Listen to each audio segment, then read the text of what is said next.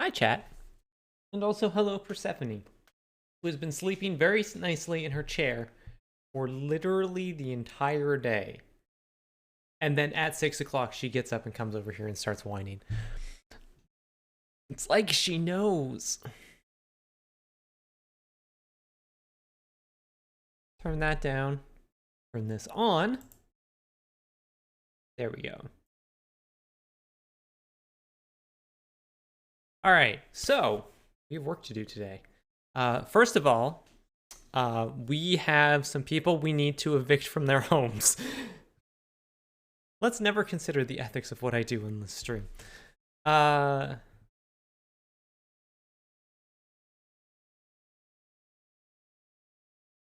suppose, let's see, they're going to be on, the elevators are going to be on this side of the bridge.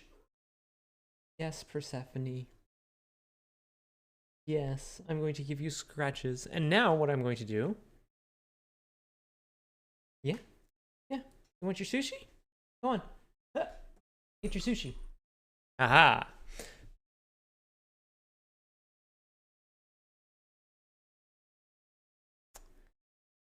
Hey, Sarah. What we could do is we could actually just move these two. We have an empty slot here, and we have an empty slot over here. Or, oh, hey, Andrew, how's it going?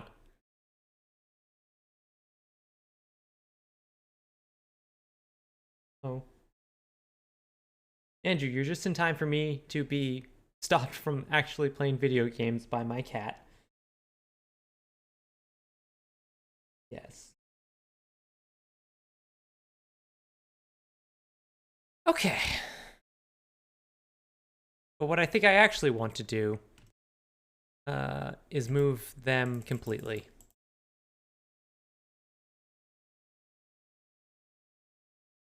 This works, right? Yep. Okay.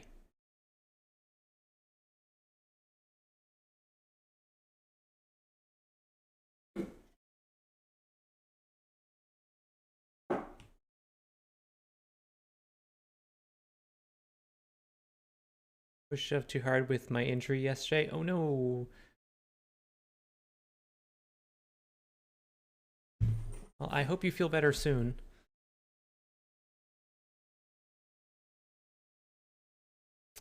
All right, let's go. I need andesite.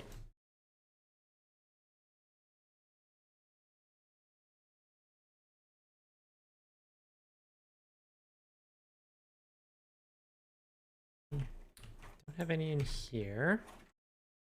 Oops. One of these had building stuff in it. Nope. You. Smooth zone. No. Don't have any polished andesite. Okay. That means I have to go make some. I have to go down here.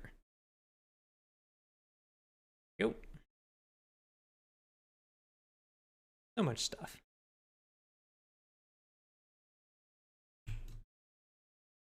Start with. All right. So, Persephone, yes, I am trying to entertain the internet. Please give me a moment. Get some of this stuff out of here.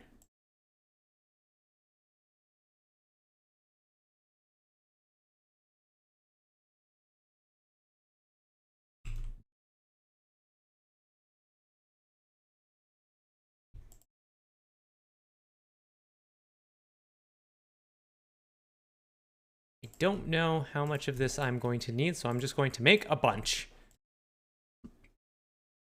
Probably more than I need. Oh well. That goes in there, and then I'm also going to need fences. Luckily, we have more fences than we know what to do with. Hey, Bad Panda Bear. Whoops. Okay.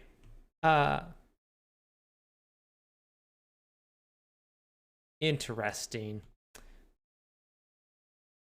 So, one of the things we did I did just before stream is I set Nightbot up to time out people who post links, but it should be set to permit anybody who's a sub. So I'm not really sure what happened there.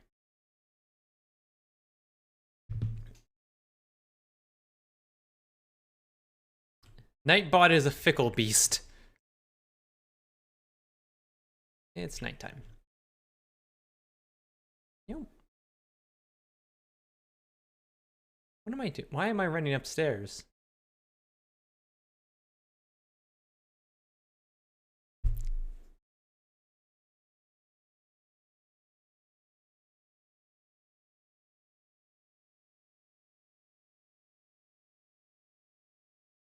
These ones, we go 2 out and then extend it, and these are, should be 12 by 12s? 12 by 12s. And then over here, 2. Okay.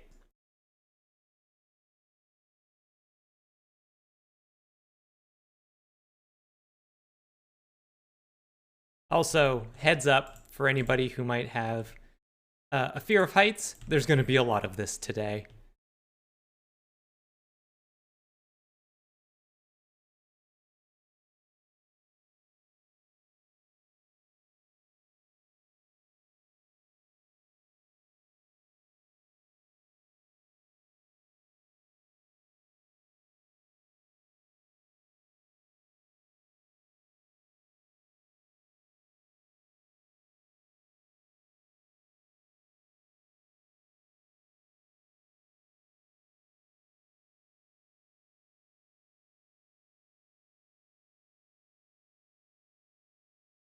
Did I? I did this wrong.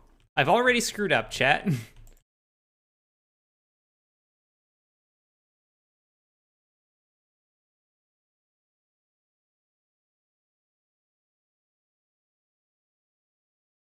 These ones should not be here. Go.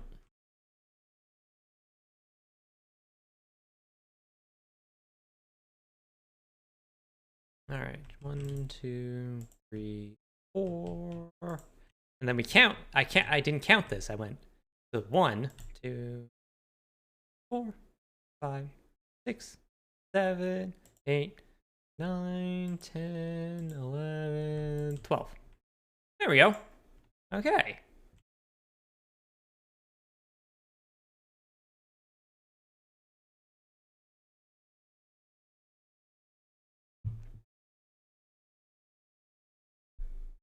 Nightbot was set to only allow moderators. I have set it to allow subscribers. I thought I had it set on subscribers. Nightbot.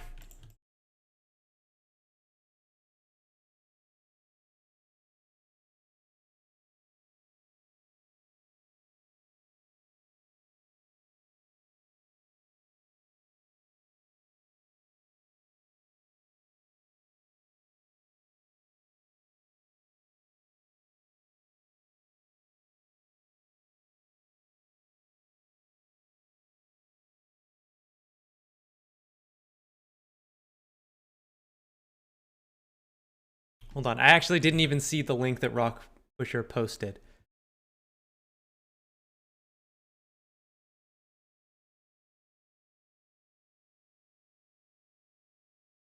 Oh, cool. That's awesome. I actually haven't been to a burlesque show in a very long time.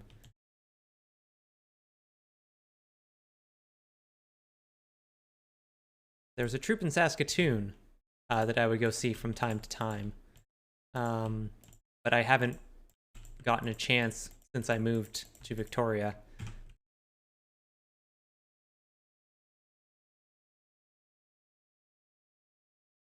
Okay, now fences in here.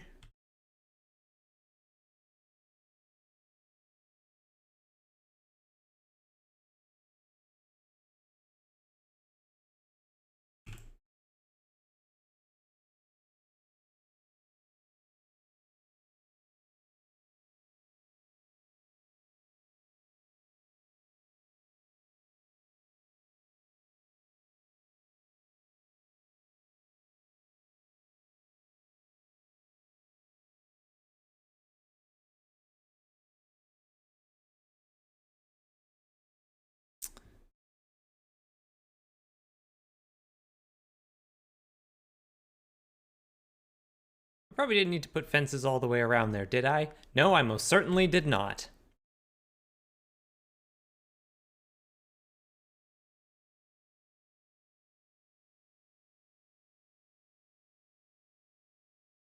Take these out. I'm just gonna put some houses in on one side for today and just move these two rather than also move everybody here. Was that a pirate villager? No, he just has an eye patch. For completely non-pirate related reasons. It's actually a weaponsmith.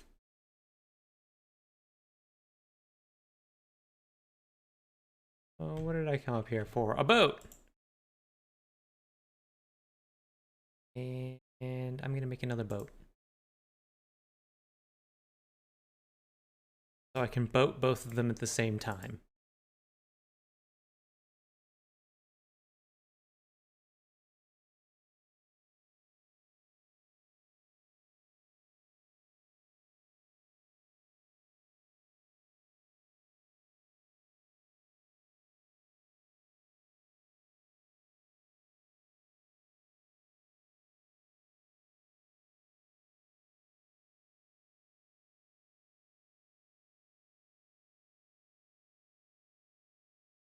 Whoops.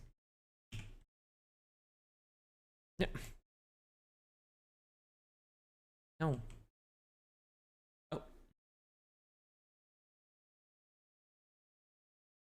Oh. Kit. Um. Uh.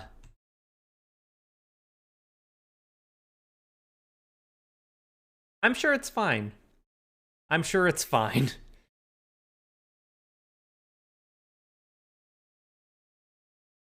Yeah. You. There we go.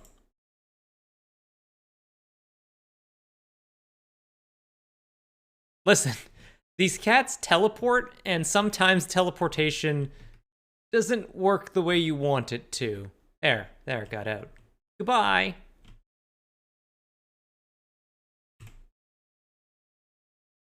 I'm not gonna worry about getting that cat right now. Maybe I can get it later, but I'm not gonna worry about it at the moment.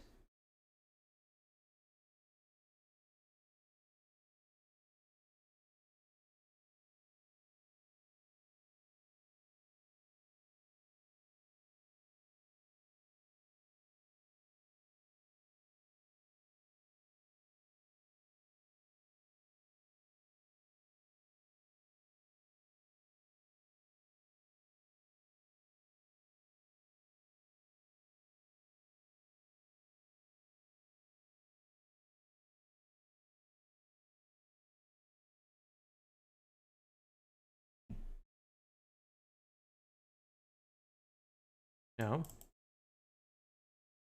There we go. I think we almost certainly had a bit of attrition from losing stuff there, but that should be fine. Hey, come here.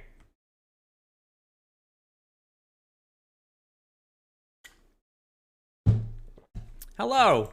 Would you like a boat? Mr. Fletcher. Boat? There we go.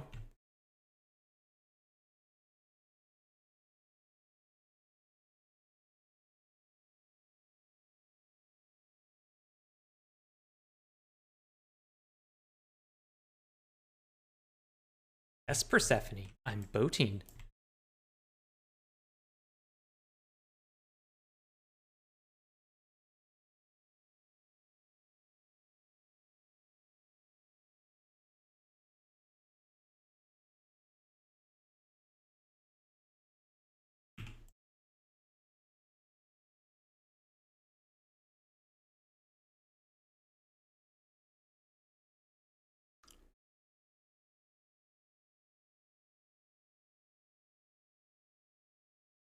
Okay. Chat, how are you doing today? Some of these. You know what? I'm going to grab these as well while I'm at it. Okay. Now let's... Is that another one? Do I have that one? I don't know if I have that one. Okay, not getting cats right now. We're not getting distracted by cats.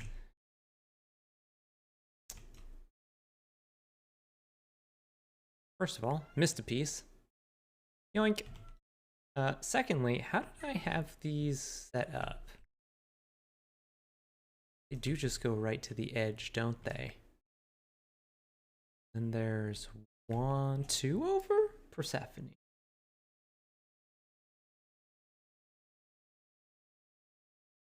Got some computer stuff sorted, but 0 dB pattern work, so mixed. That's not too bad. Getting computer stuff sorted is good, though.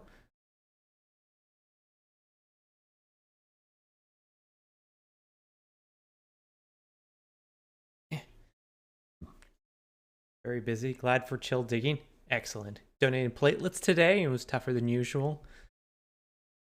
Sit still for 90 minutes. But you got it done, and that's good. I should probably really donate blood again at some point.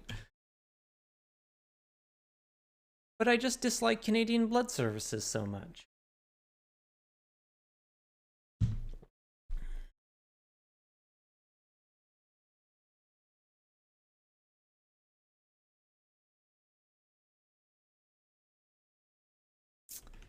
Okay. So...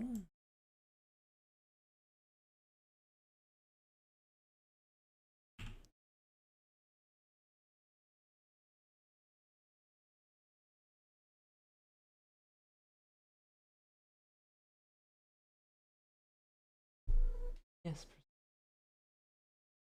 Did you want your other sushi? Maybe I should get her a new sushi. Maybe that's what she wants. There's like 7 more in that box that she hasn't even really seen yet.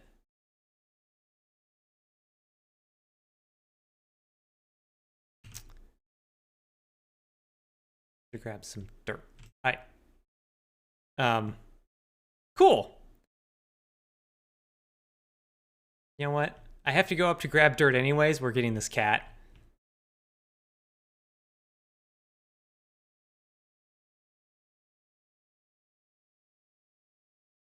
Oh yeah, Rockpush, you might not have been here for the other stream. I went to the pet store with my friend because she needed to pick some stuff up. And I saw a bunch of little toys that look like sushis. So now she's got little sushis to play with.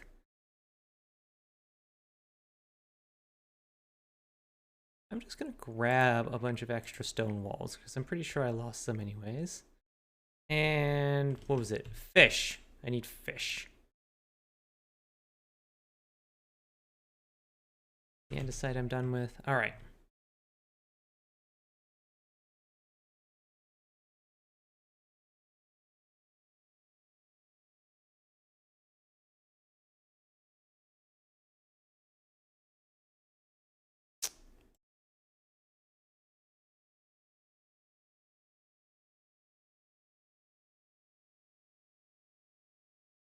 Got it. Haha. And Kat, I'm gonna need you to maybe get out of that boat. Maybe. Would appreciate it.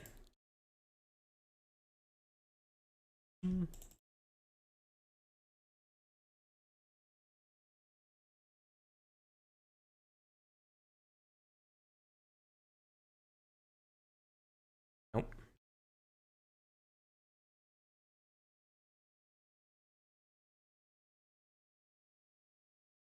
This cat just longs for the sea.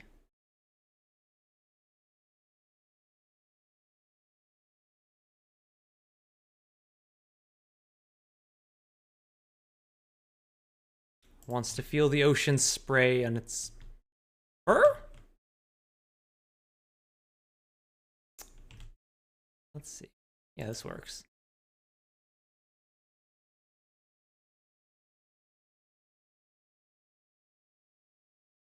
Oh, wait. I don't want that. I want these ones will actually be planks. These ones. There we go. There we go. false work. And no. Stairs. Ah.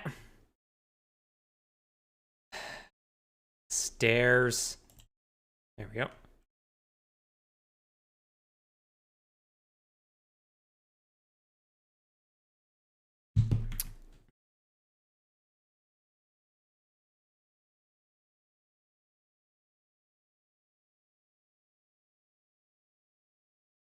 I'm so great at streaming, chat.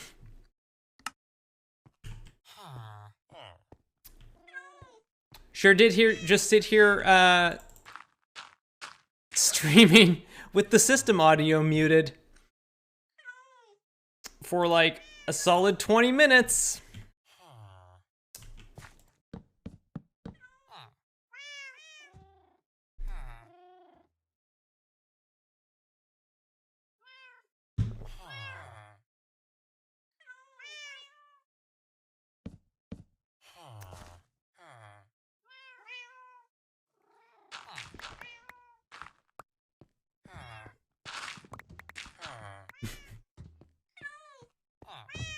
I'm glad I just wasn't, I mean, obviously I hear the system audio.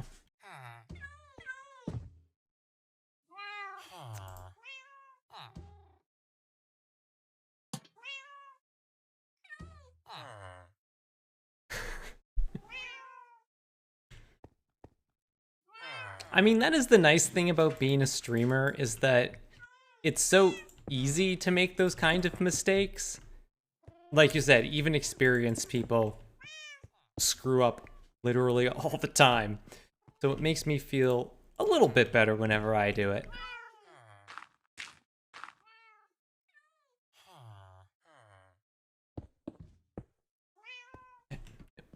Yep.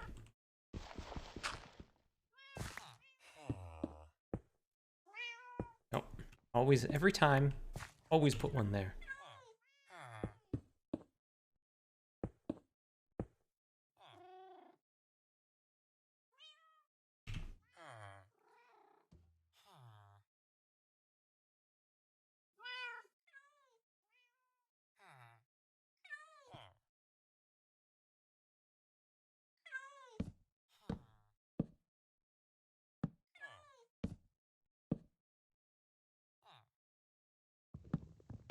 Again, I want you to be planks. Go. Let's see.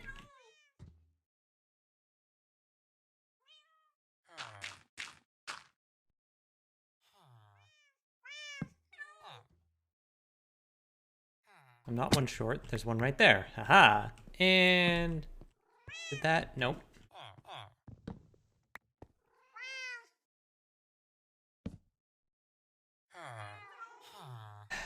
Stairs.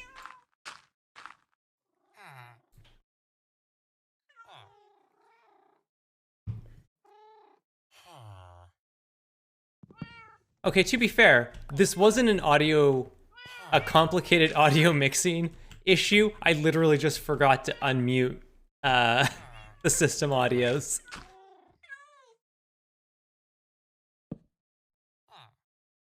Control key, get back there. And there we go, and...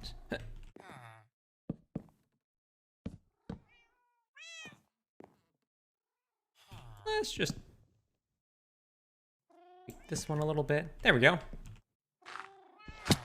Ow.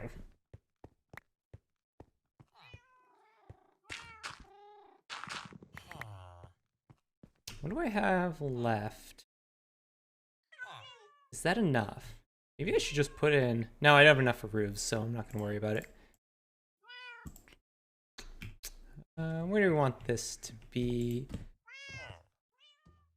We'll make you the weaponsmith, and over here will be Fletcher.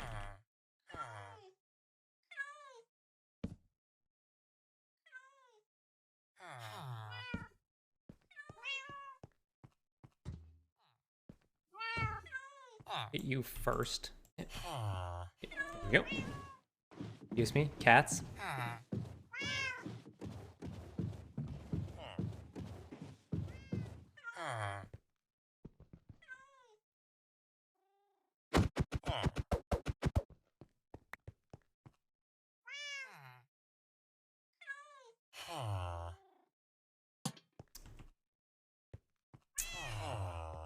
Okay, so now need to be very careful here to not punch my cat. And now you need to get back in. Okay, great. Not helped by Windows blowing up streamers' audio setup every time it does a feature update. I luckily have not run into that issue yet, but I also don't use a sound mixer of any kind, so that probably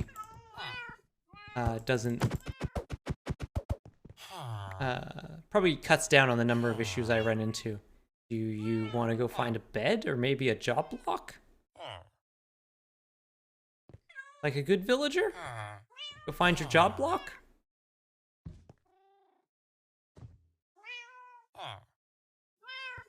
Maybe if I break it for you and put it back down, you'll try and go find it.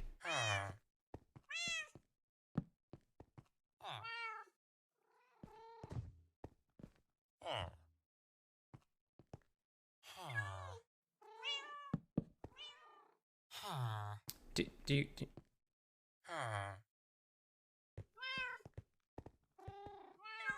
Maybe you want to go to bed. There we go. Okay.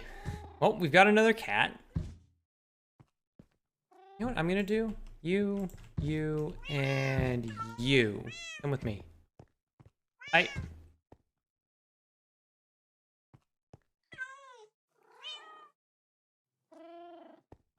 Is the gate the problem? No, they just weren't finding their job block for some reason. No, come upstairs.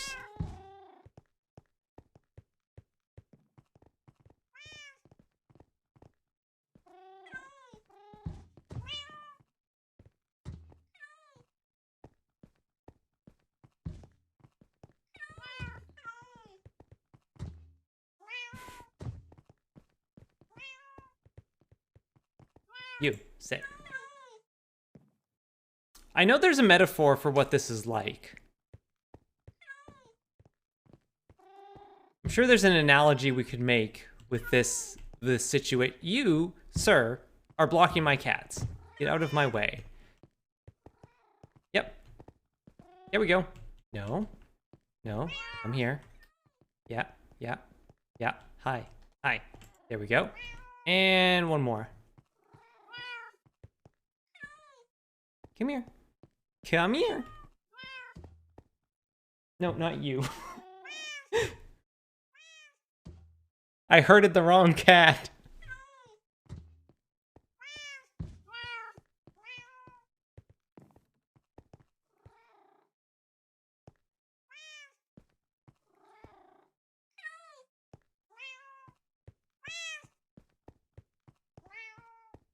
There we are. Haha.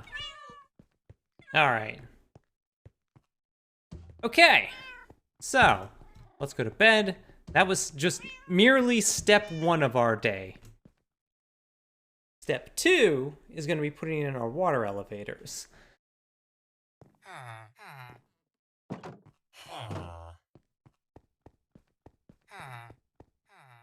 For that, we need to go clean up our inventory. We don't need boats anymore.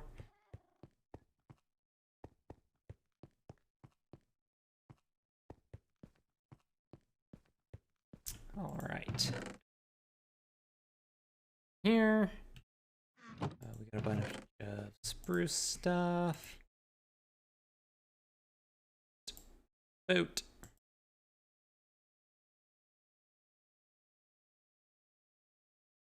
I'm gonna keep the fish just in case.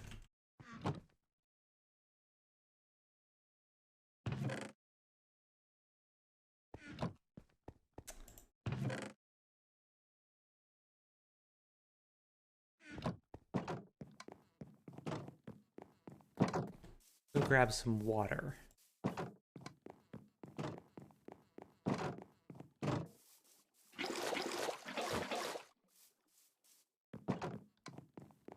Because we're gonna need that, and then we're going to need a magma block, a soul sand block, and kelp. And bone meal. We're gonna need more bone meal than that. How much bone meal are we going to need? Let's just get a stack, I think. A stack and one. That should do it.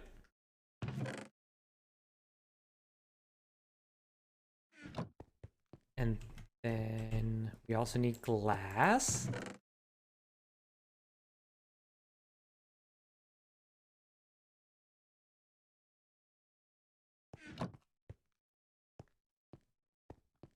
Need one soul sand. And where did we hide the magma? Magma. Here we go.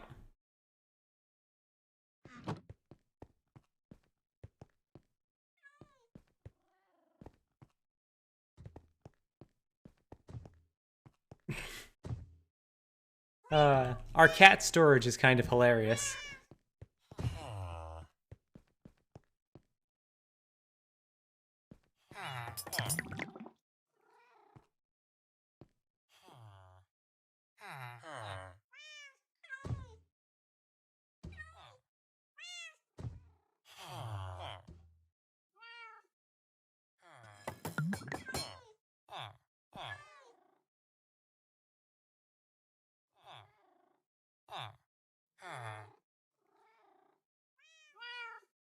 Let me just figure out where I want to place this first. I definitely want it here, so it lines up with that, and I want it there.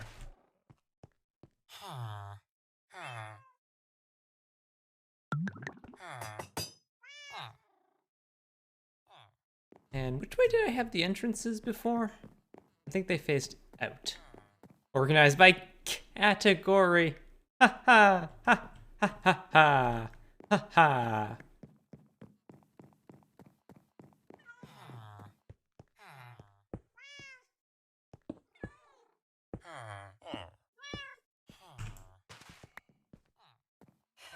One time catch it. Yeah.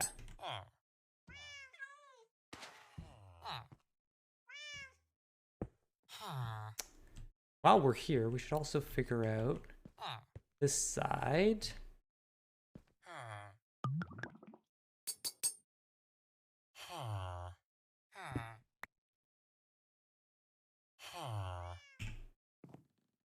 Put our bang block in. All right.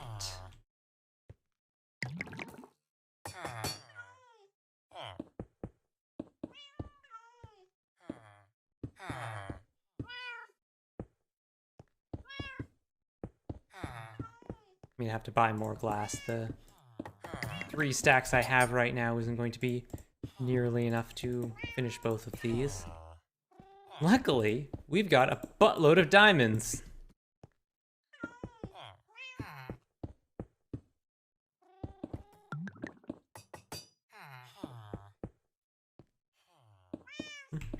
Do do do do do do do do do do do.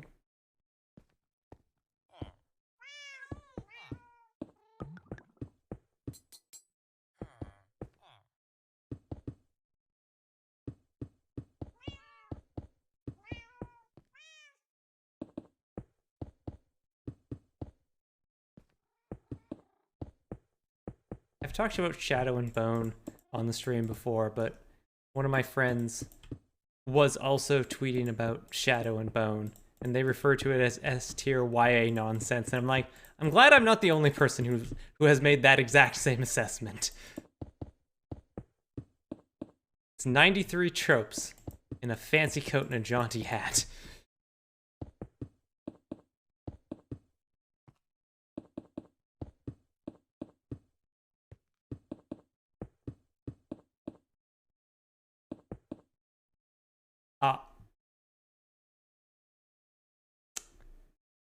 Hold on a second.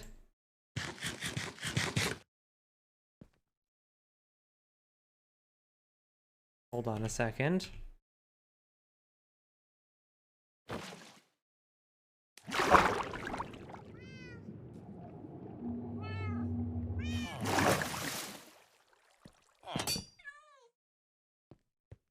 Hope that doesn't wash away anything. Oh, that was very close to hitting our redstone dot, but it did not. All right. Hello. I would like to purchase your finest glass, please.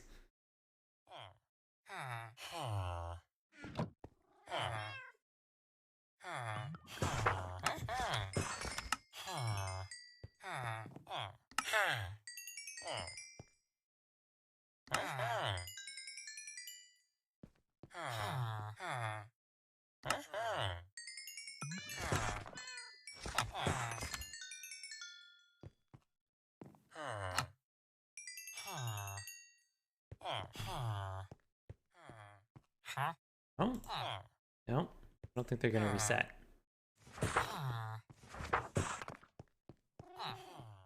Now,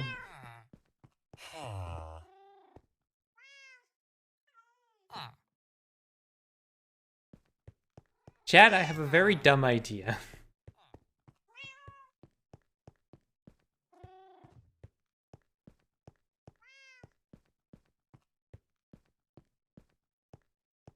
No, I can't make that jump, but I can make this one. Here? Here. Yes. Ow.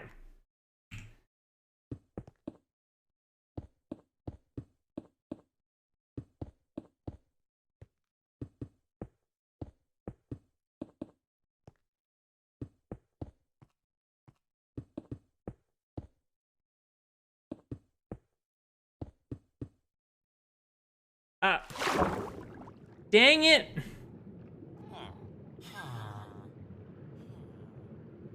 That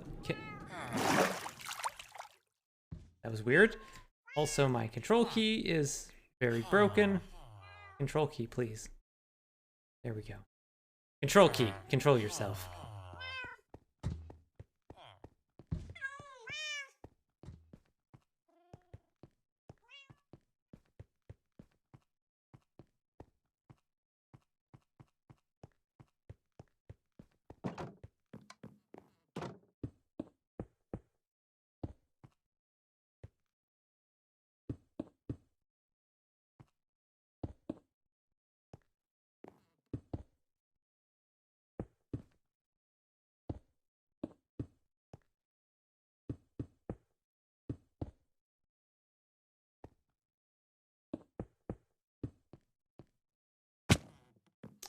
All right. Now, we'll just use another one of these for convenience. Go down the quick way.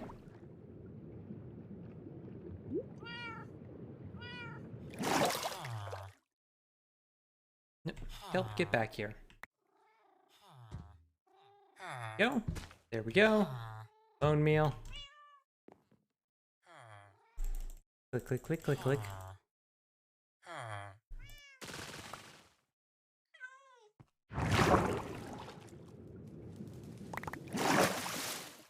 Heck yeah. One done. Hey, Iris. How's it going? I hope moving is going well. Everything's getting sorted.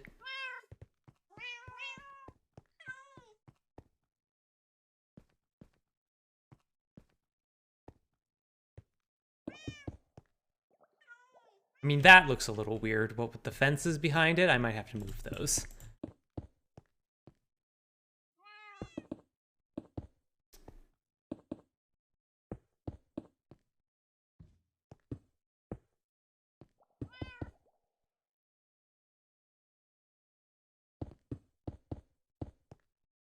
You know what? I'm just gonna work through the night.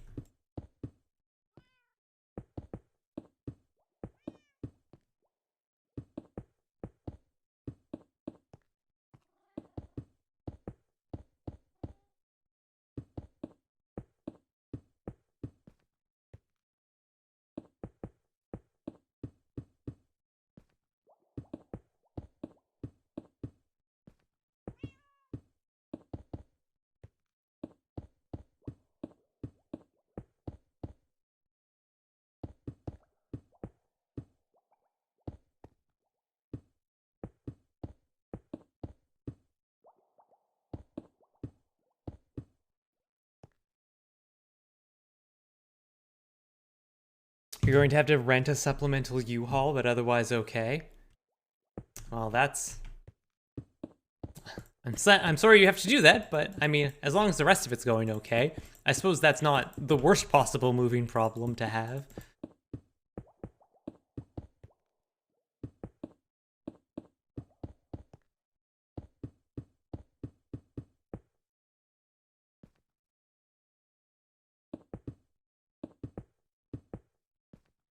Okay, get this done.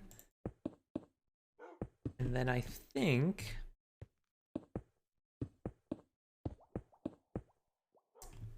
I can't decide if I want to extend the rail line itself onto the platform here, or just leave it where it is. I think it's fine to just leave it where it is, honestly. Not that huge of a difference. Almost jumped down the hole.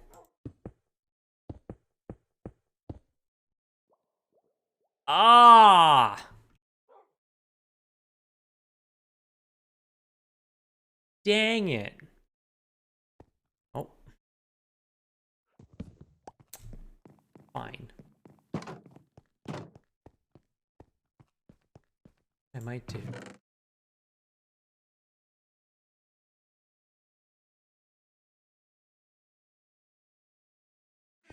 No, I'm gonna need more than that.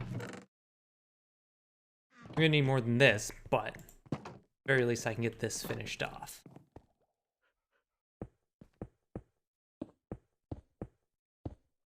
I can get it to there, which allows me to put in the water at least.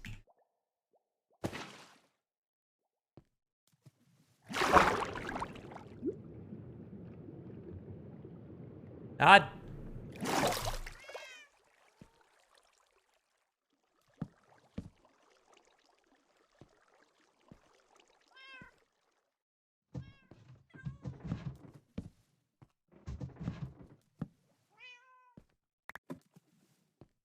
I hope that didn't wash anything away. Nope.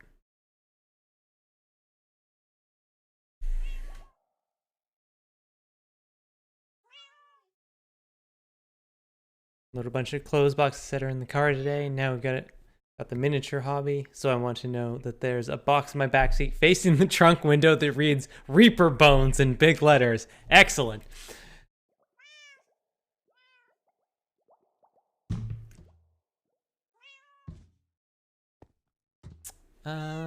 Now I need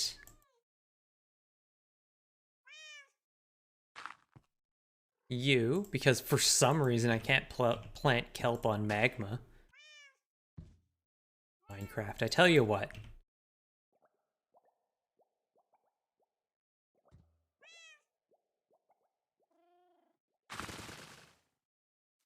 And then...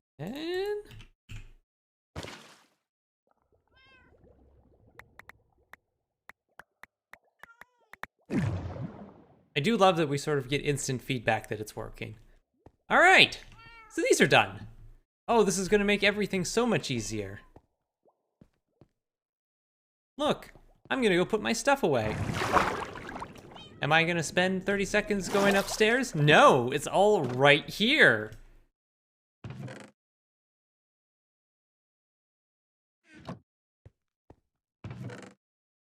I'm gonna go to bed though.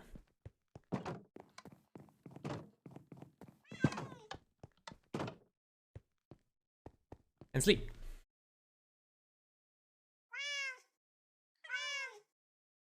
Hello, the rest of my cats. Wait, how many cats am I at? Was it in husbandry? Oh, chat, we're so close. Chat, we only have to get one more cat.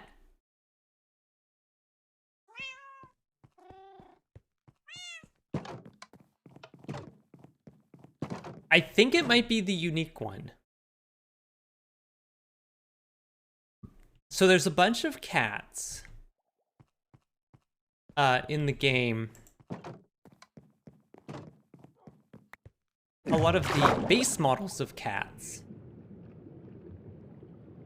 just have generic tags like Tabby or Persian or stuff like that. But there is one model of cat that's actually named after a specific cat, and it was named after like a player. It was their cat. I don't remember the name of it though, but it's also a very unique looking cat. So, and I don't think we have it. Jelly, that's it.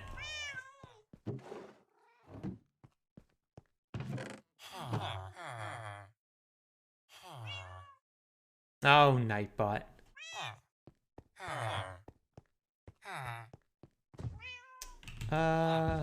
Glass, that's what I needed.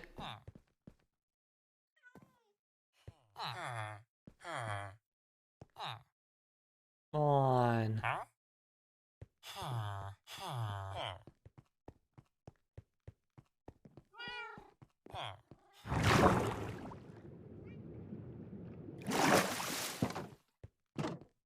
We can put some stuff away at least. I have an awful lot of potatoes.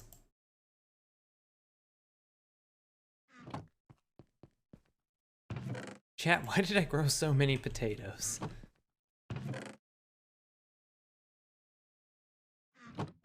And it's there. There. Fish can go away for now. Fish. And alright. Now can we class? Because potatoes are delicious and nutritious.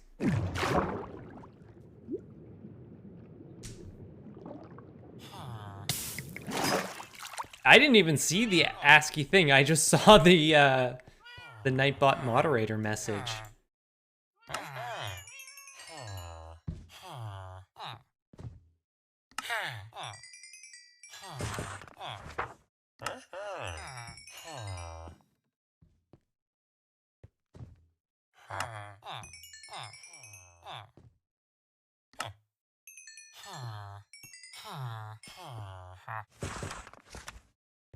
You? There we go.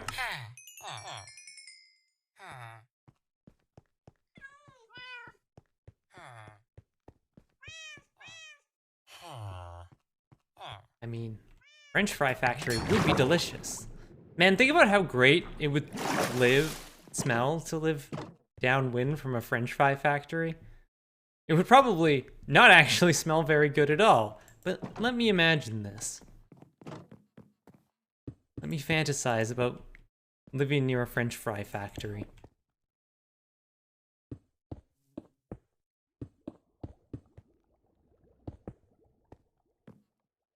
There we go. Now we're done the elevators.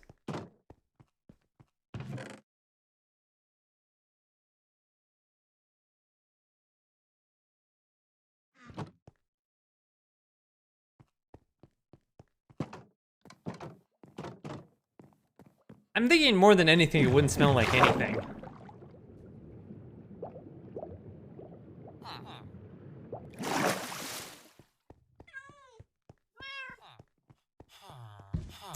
And gems. Great. Now we've got everything put away.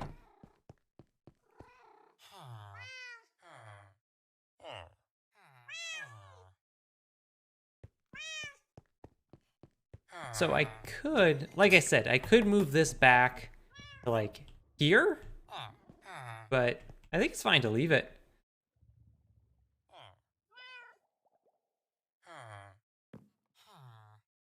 Did I have anything else? Moved the villagers.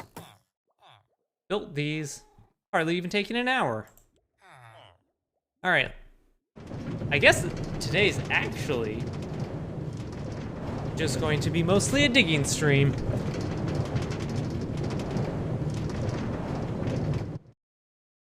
It would probably smell like potatoes and vegetable oil, but not like potatoes cooked in vegetable oil. Yeah, that's sort of what I'm thinking. Alright, so we said previously that we wanted to move over to this one.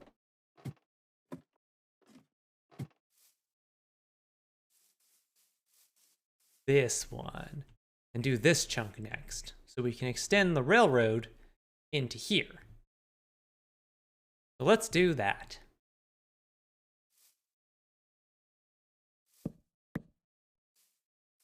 Our corner torches set up. Hello, horse.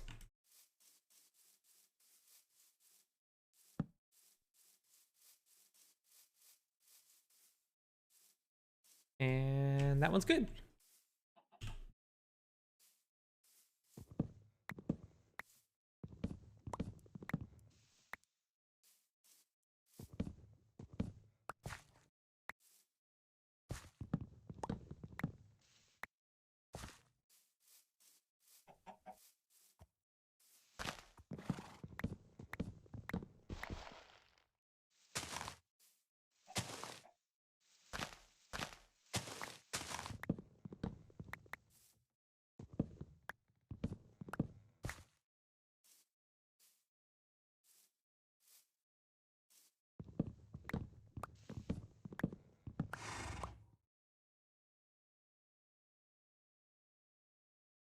Without going into too much detail, I live in smelling range of a food manufacturer, and that occasionally means some delicious smells when I leave the house. That sounds good.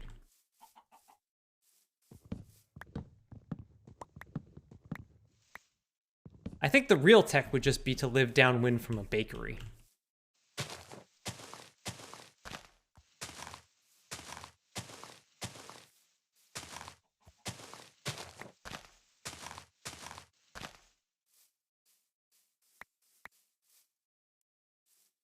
Tree horse.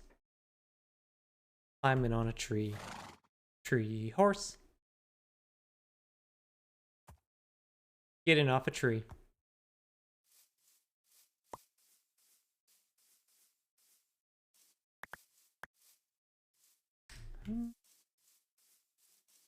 These.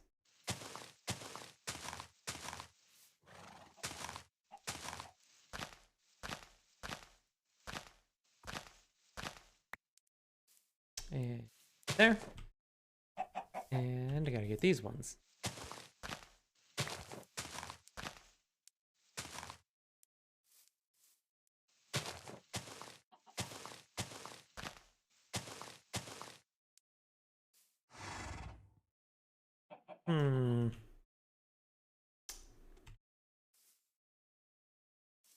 Chat. I feel like I may have to try and do something about this horse. Because I feel like I'm going to have this horse in my chunk the entire way down if I don't.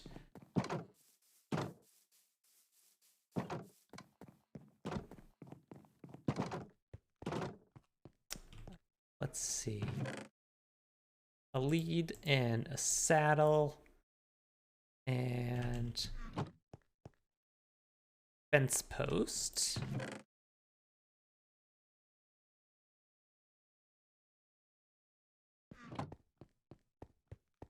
On the other hand, chunk horse. Yeah, that just seems like kind of a nuisance, though.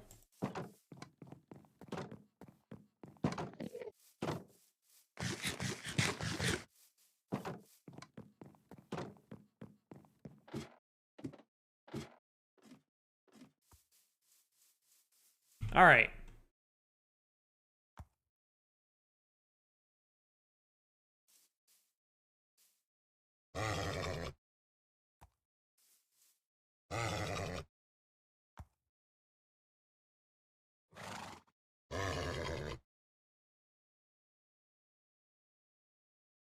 Wait, I think I need to have my hands empty.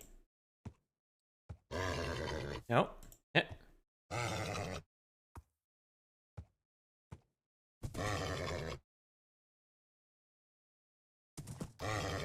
You can try and convince to leave the chunk, but your voice would likely go hoarse before it left. Ha ha ha ha ha ha ha.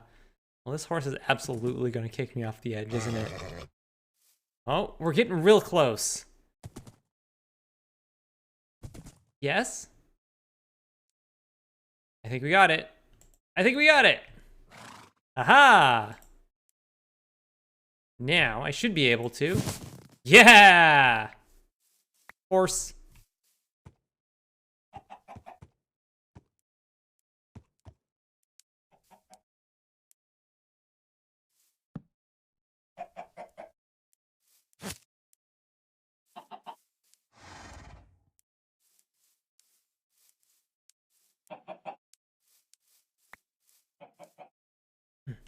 we go. And now I'm gonna go to bed.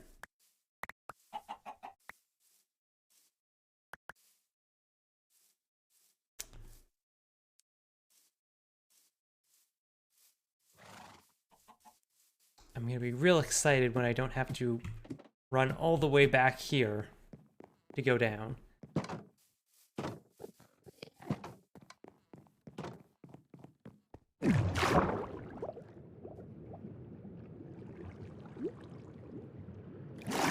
I'm excited. We haven't had a horse before. This is great.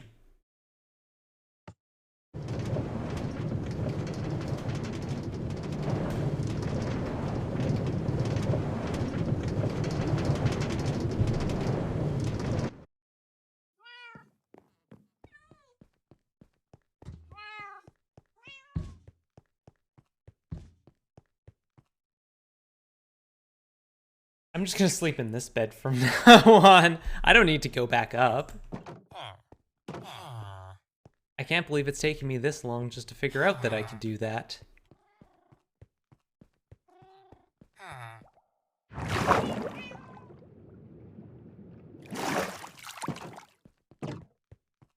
Alright, let's clean up the old inventory. Sticks go in here. Apples go in... which one? This one. There we go.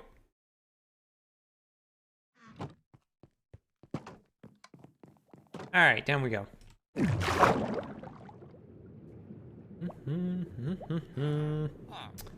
Ow!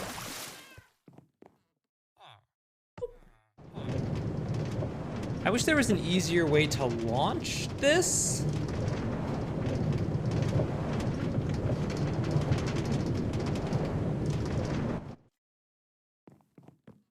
You know, if we had some way to actually, like... Yeah, this one. Just... We could do it with a lever, but that leaves it toggled on. It doesn't toggle off, is the problem. I don't know. If anybody can think of a better way to do that than having the button, please let me know.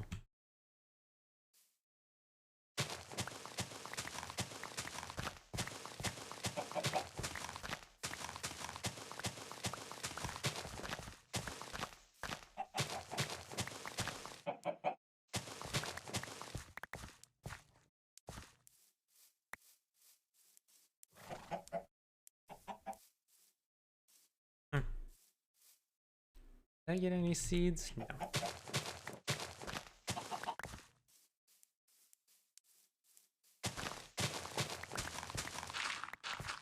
Whoops! Got a little aggressive there.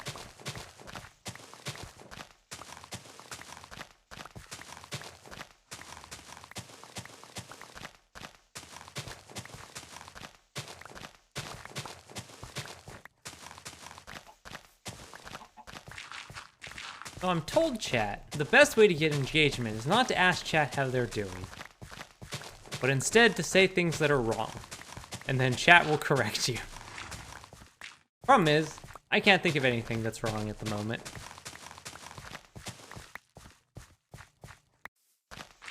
So just tell me, you've already told me how you're doing. I need to come up with more questions.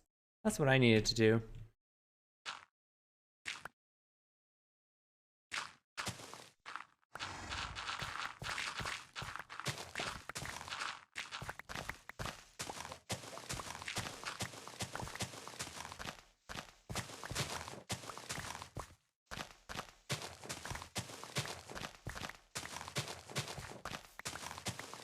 I mean, we've already discussed pizza toppings, and I'm making pizza again tomorrow, and I'm very excited about it. I have pizza dough chilling in the fridge. You let it age overnight, you see.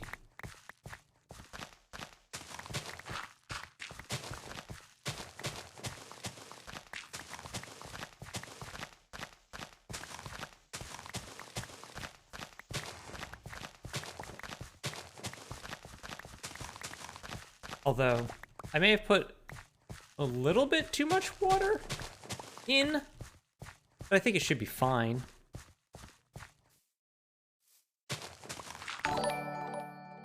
Gasicalism! Which maybe wait an hour for the sub to go through? Huh, interesting. But thank you. Thank you so much for that 2-month sub. Thank you for sticking around. It means a lot to me.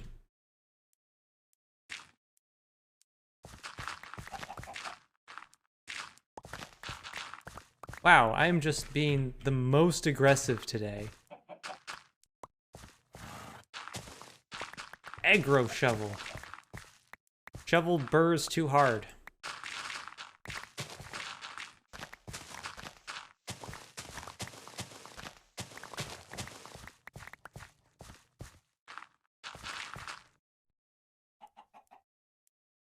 I enjoyed the stream, and this emoji is very, very good for James's stream too.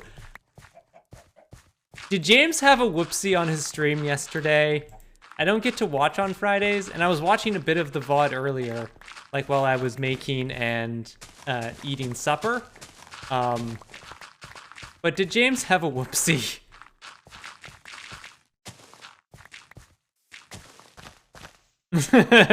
He set himself on fire? Oh, good. I'm excited to watch the rest of that VOD now.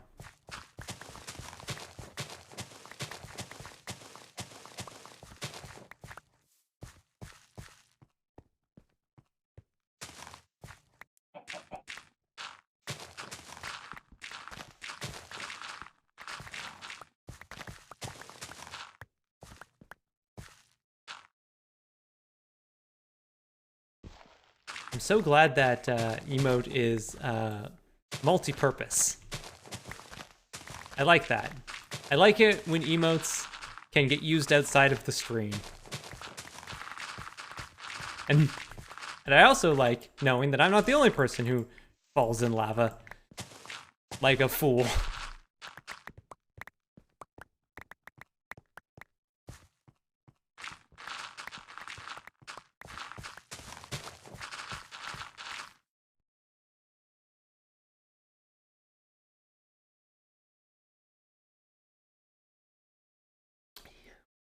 He got out of the lava before he burned to death, so at least he didn't lose all the diamonds he just found.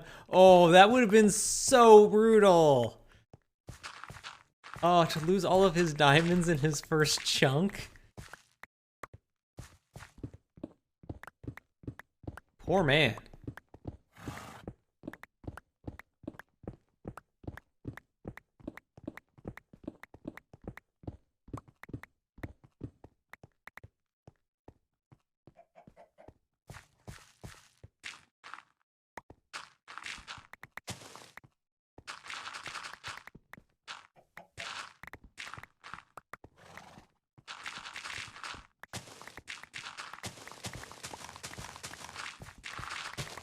Is that also why I got like 10 followers yesterday? I checked my stream dashboard today. I'm like, I got a whole bunch of followers yesterday for some reason. Let me turn this off.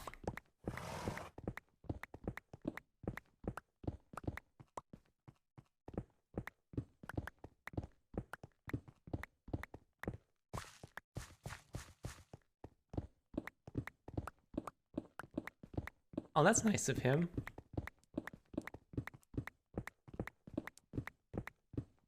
I'll have to thank him.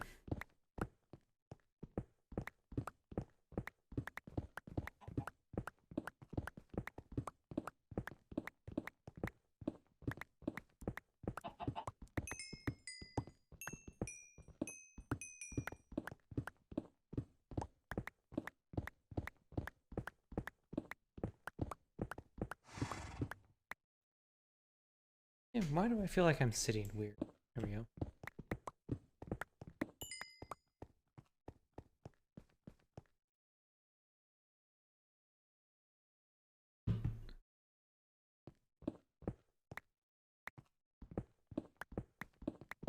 Yeah, that's something you can do, chat. Like, if you want to help support me, but can't say, you know, you can't sub or something like that, or you just want another way that you can help me, letting people know, talking about it on Twitter or other better social media sites. That sort of thing helps a lot. Lets other people know. Talk about it on I don't know. I was gonna say, I'm gonna name a better social media site than Twitter, and then I'm just drawing a complete blank. Shout it into the void. Go tell one of your cousins. Go tell one of your cool cousins who likes video games about my stream. Are there any good ones? Probably not, actually.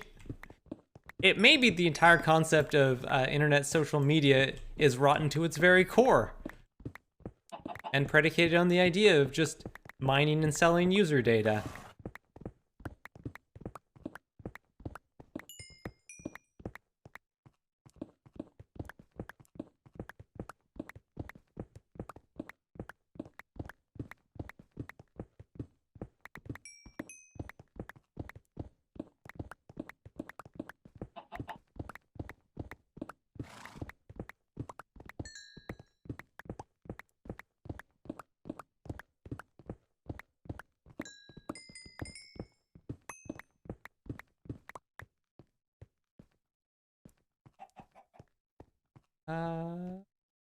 Easiest way out of here. Here? So majestic. Look at you. We're gonna have to name this horse, chat.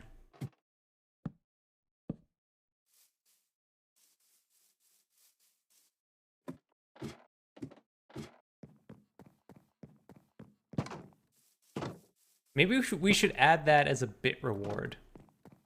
No, but we already have so many bit rewards. Oh, no, that's a lie. We have 2. Horus? No, I said we're going to have to name this horse Chat.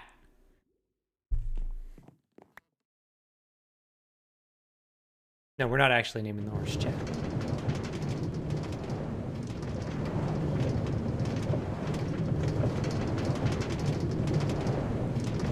My wife and son just subjected me to city slickers. Curly.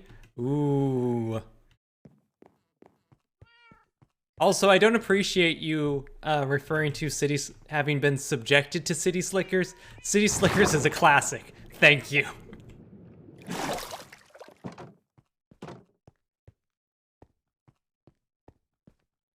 I have not actually watched City Slickers in probably a solid 20 years. I have absolutely no idea how it holds up. Although now I'm kind of curious to find out. I wonder if it's streaming anywhere. I may have to go watch this movie. Let's see. Let's get the dirt out of here first.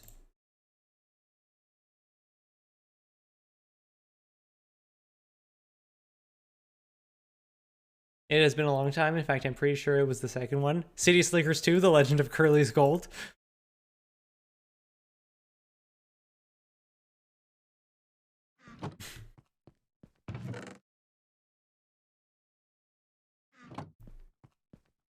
Honestly, Electric Boogaloo is great, but I'm... The Legend of Curly's Gold is my favorite fake sequel subtitle for something. Also, 2 blank, 2 blank also works really well as well. 2 city, 2 slickers, yeah!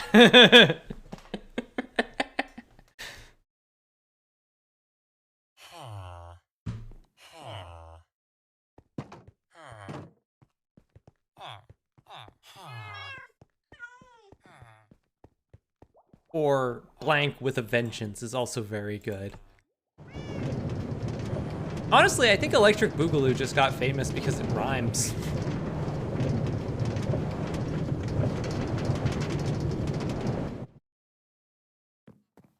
I'm not actually even sure what that was originally a subtitle to. I'm trying to remember. I know at one point. But now I can't actually remember.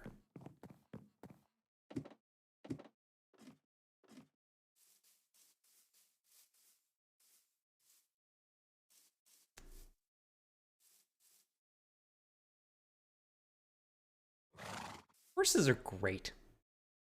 Is it too late in life to become a horse girl? How How? What's like the age cutoff for being a horse girl? Asking for me.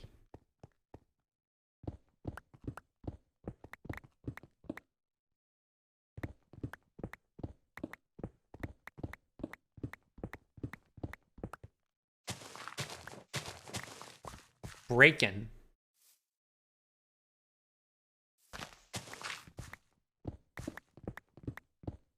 Never too late. Excellent. Breakin' 2. I don't even. Maybe it was something else I was thinking of. Funny, I just watched Fast and Furious last night. I've never seen any of them, so I asked a friend if I could jump in and have them explain stuff for fun. The title got me. I was like, where's 4? I want to rent 4. That was 4.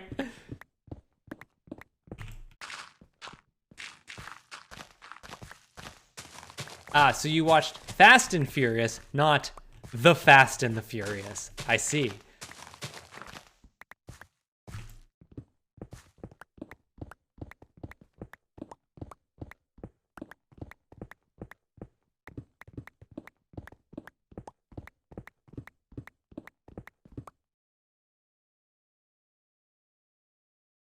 Breakin' 2 Electric Boogaloo.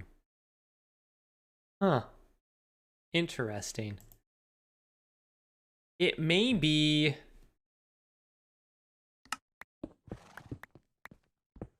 Huh. Maybe the thing I saw with that was also aping on that.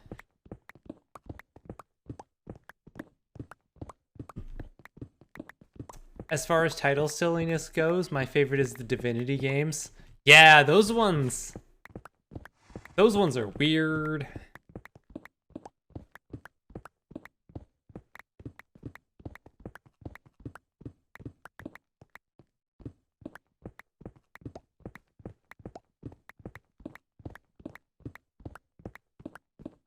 They all make them kind of sound like they're slightly different game. Like, so are the Divinity games kind of like the Endless games where they're actually like slightly different genres depending on like how they format the title? Divinity 2 was the third game in the series when they started the numbers again with Original Sin. Okay.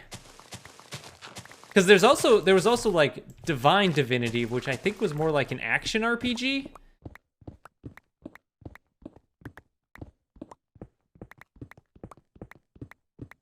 There might have been a Divine Divinity 2? I'm so confused. That was the first game. Okay. Then Beyond Divinity. Okay. I'm learning.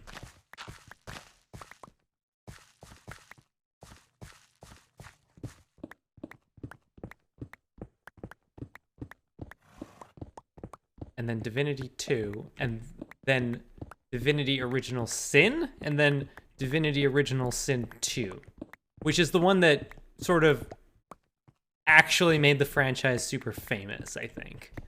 That's the one that's sort of like, oh, this game is actually fantastic. And got them a licensing deal with Wizards to make Baldur's Gate 3. Which I have not played yet. I'm excited to see how that one turns out when it actually goes live. I think that's... Yeah, where does Baldur's Gate 3 fit into this?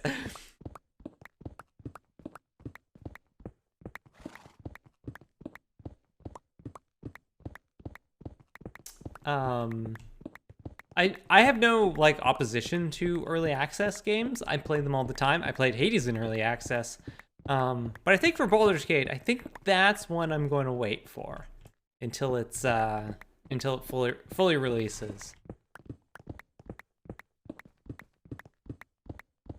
Mostly just because, you know, then they'll have all of the character options and stuff like that available.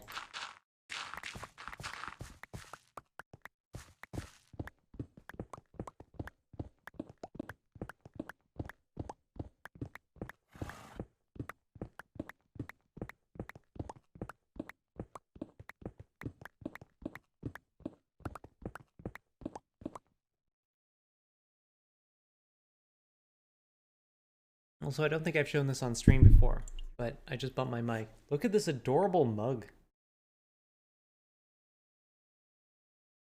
100% feel like I'm gonna drop this mug of water right on top of my keyboard.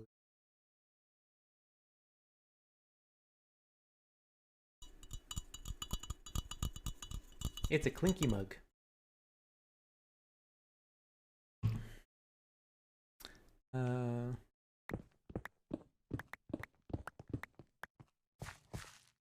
So I just watched the trailer for Breakin' 2 Electric Boogaloo on the IMDb page and realized I had only known that movie by extension of the franchise from the joke, so I had actually expected it to be a lot wider than it looks like it actually was. If that makes any sense. I guess so. I think I see. I think I understand what you're saying.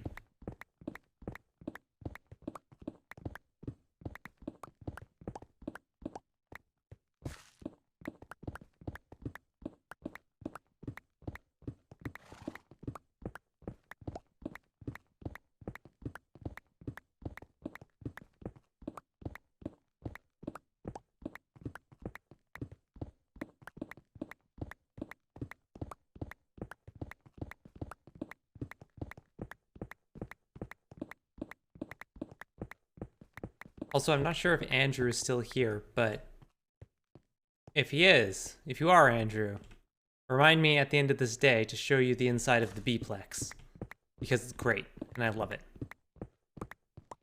Did I? Oh, yeah.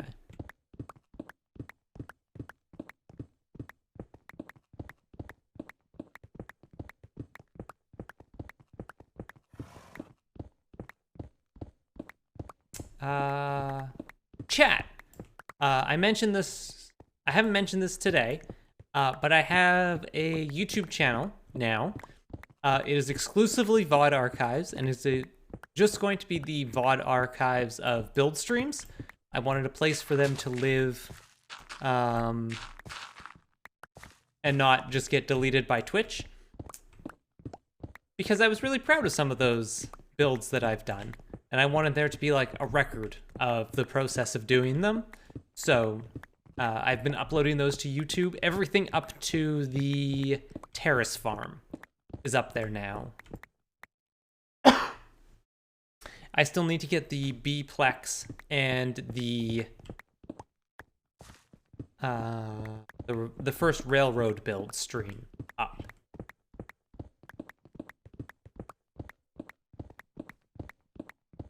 But then after that, we should be caught up.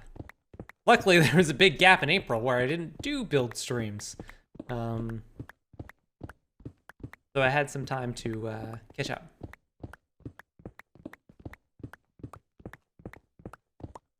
I had assumed it was a white cast. Essentially, I feel like I might have been conflating it with other 1980s films. That's fair. I mean, dance films were pretty popular in the 1980s, and a lot of them were extremely white. But I guess that one's not, and that's cool.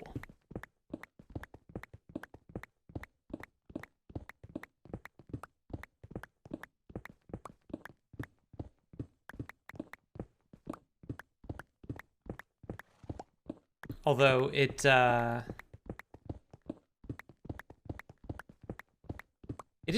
is actually kind of a pain to upload stuff to YouTube. Mostly because I know you all love Anne Louise at the beginning of the stream. And I do too, because that song is fantastic. However, it's actually kind of a pain because it always gets content ID'd on YouTube. So I have to mute it for all of the VODs. Which isn't the end of the world. I'm still working on the library stream where I have to mute every single song individually. That one's been kind of a pain.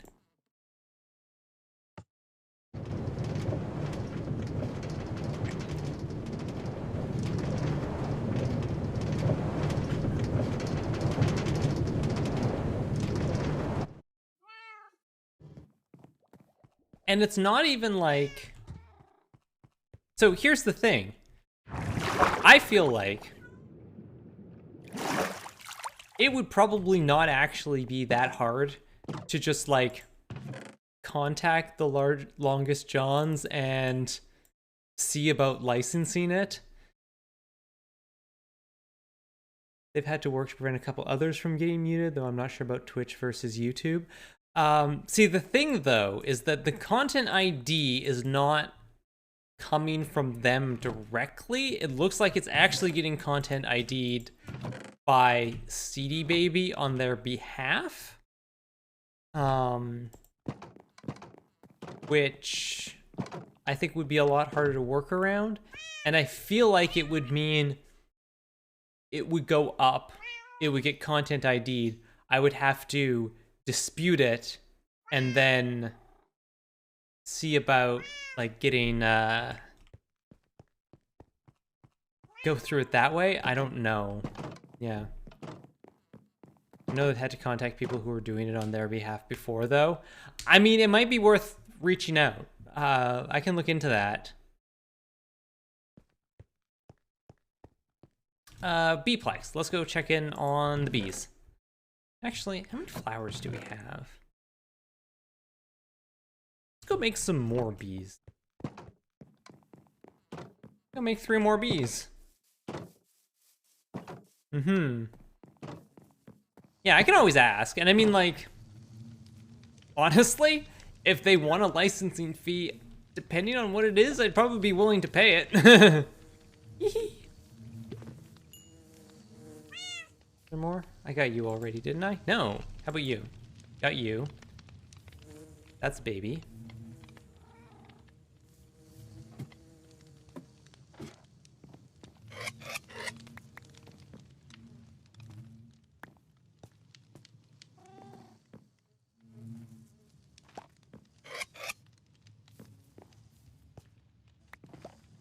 Ow. Hello, bees. Come here. You. And you. And one more. You. There we go. Ah, 3 more bees.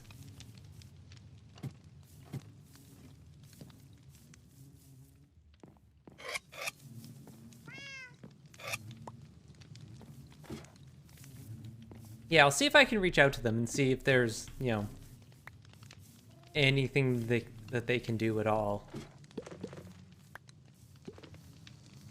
If they can, like, it's not the end of the world to mute it at the start of the stream. And those ones go a little bit faster because I can just mute the entire clip, which is something that you can do automatically in YouTube.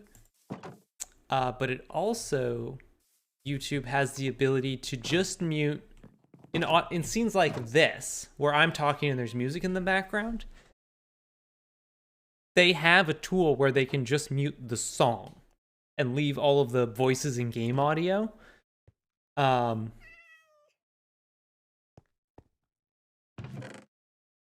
What a day, chat. Yeah, you got them shoulder hunches. Yeah.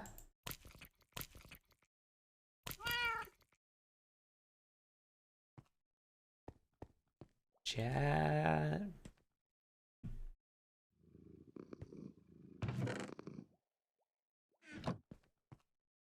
I suppose it is Catterday. Ha ha ha ha ha ha ha.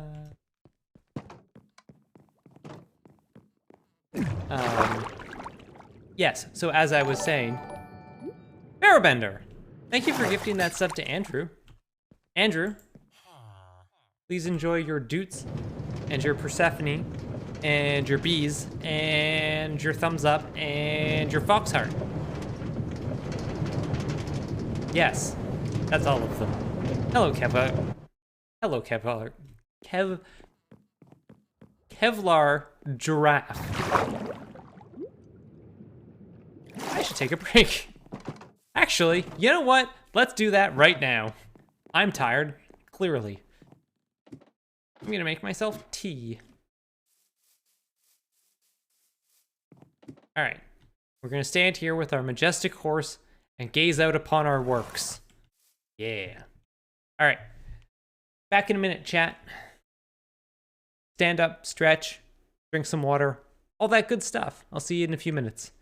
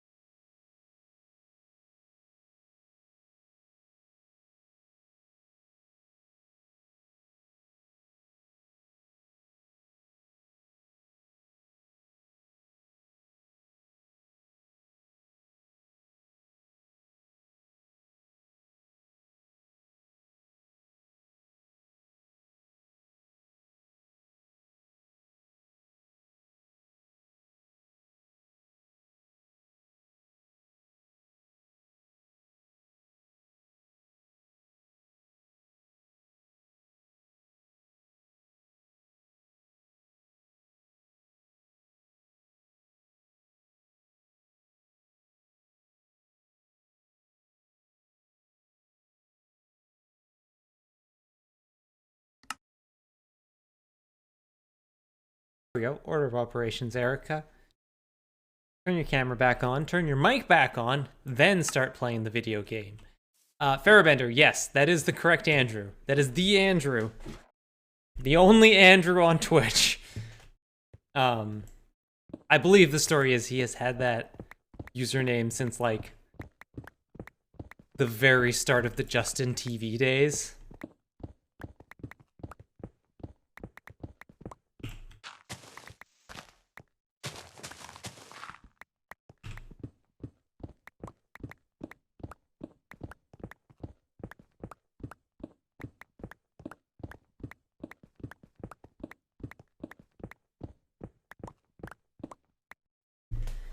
Hold on. There we go. I also realized there's going to be a brief shining moment in this chunk where we can just walk out onto our rail track. For exactly one level. And then we have to go either climbing back up or figure out something else.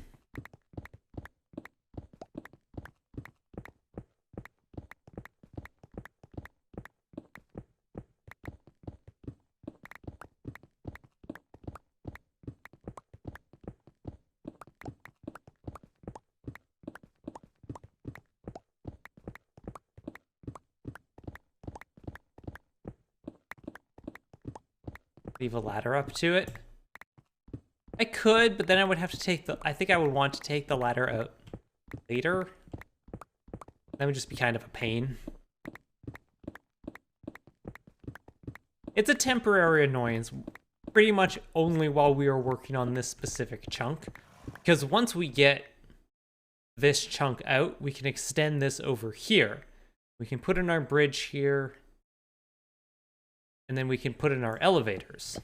So, it will be a much more manageable situation. It's basically just for, you know, the duration of this chunk.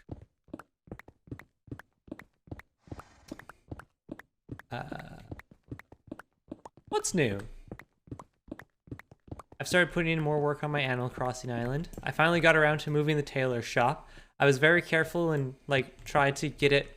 So what I have, you imagine I have my community center in the middle, and then over on the other side I have the shop, and I wanted the tailor shop on the opposite side of the community center square at the same level, and I moved it, and it's definitely off by 1. But in my defense, it looks better that way. I debated, because I figured I could line it up exactly, but it would actually kind of look a little weird. So it actually made more sense for me to just have it off by 1, even though it is probably going to bug me a little bit. Also, if I ever want to change it, it's going to be a huge pain in the butt. Moving stuff by 1 square in Animal Crossing is awful. I also got a new villager. I got Dottie, who's an adorable rabbit. Apparently, she actually came from Sarah's Island. Out of the void. Also, her house is so adorable. It's so heckin' cute. Oh my god, her house. I walked in there and it's like, I want it. I'm gonna like start stealing Dottie's design ideas. Like her main room is kind of what I wanted to go for my main room. Only, you know, she did it a lot better than me, so I'm just gonna copy her probably.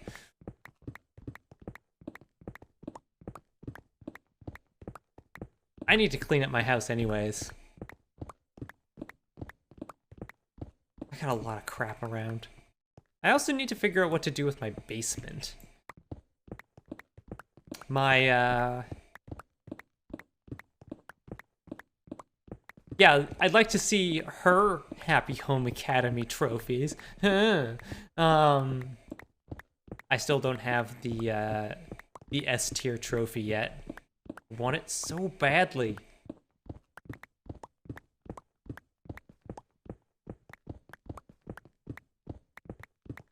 But I also need to figure out what to do with my basement. Because right now, my initial like idea for the basement was I wanted it to be basically like the basement. Like, picture a finished basement in your mind and what that looks like in a house. And that is what I wanted to go for. So there's a freezer and a washing machine down there. But there's also like a sitting area where people can play games. And there's like an old rocking chair shoved in the corner. And there's some exercise equipment that's never used. My basement is a classy library. I think I probably want to put the library upstairs. I think the basement idea sounds great, but I want to change it up. Or maybe just like clean it up so it's a little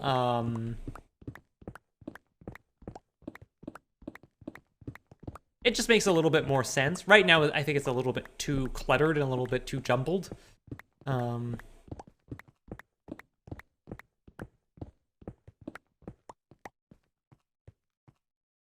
know I can make this jump. I know I won't die if I do it.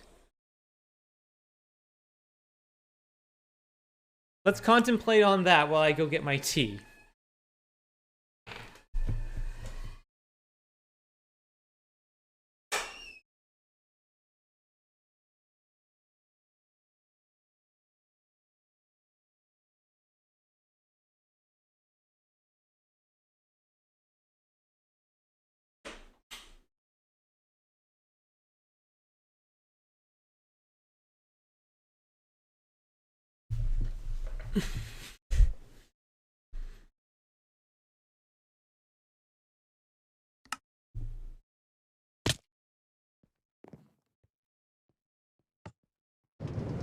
No fear. My grandparents had a pool table in theirs. I don't care much about pool, but that's the quintessential basement furniture. My grandparents, so my mom's parents had a pool table, but I don't think it was set up for most of the time. I think it was like disassembled and in a like storage room. They did have a bar. They were one of those people that had a bar in their basement. My dad's parents, what did they have? I think they had a ping pong table for a little while in theirs, but I think it was usually folded up. There was probably a lot of my grandma's like sewing supplies and stuff down there. We had a pool table in ours because it was there when my parents moved in, presumably because the previous owners didn't want to deal with getting it out of there. So at I think it was my aunt's old house, down in the basement, she had an absolutely massive deep freeze. And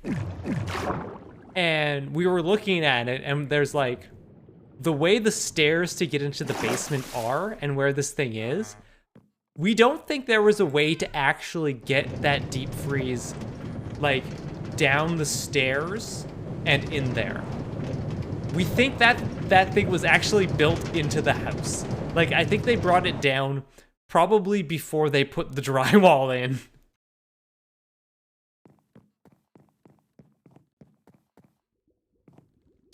Served as a setting for a train set and as a shelf. I mean, a pool table is a great place to put a train set, actually.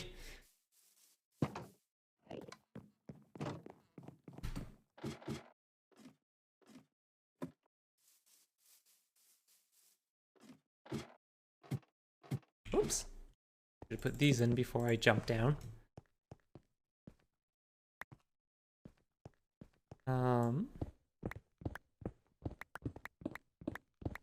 But yeah, I think what I want to do, so I want the upstairs right now is sort of split between my home office, upstairs in my Animal Crossing island is sort of split between my home, like half of the upstairs is like my home office, and the other half is sort of like a music relaxation area. I've got like bookshelves, piano, a bunch of instruments, there's music on the walls, the Switch is up there. And I think what I want to do is I want to move that downstairs and to like integrate that sort of into the basement. And then I want the upstairs to just be like a workspace home office. So what I'm conceptualizing with my Animal Crossing island is that my character is essentially the island's archaeologist, because This is my thing. And so there is like, I've set up like little ruins on the island, and there's, I mean, archaeologists don't deal with dinosaur bones. That's Blather's thing, but you know, I help. 1 second.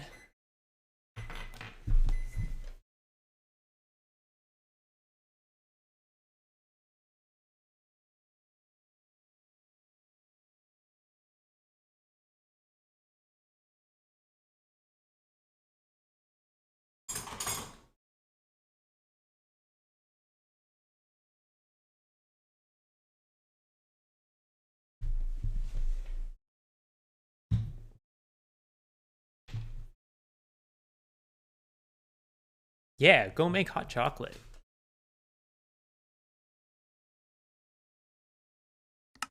What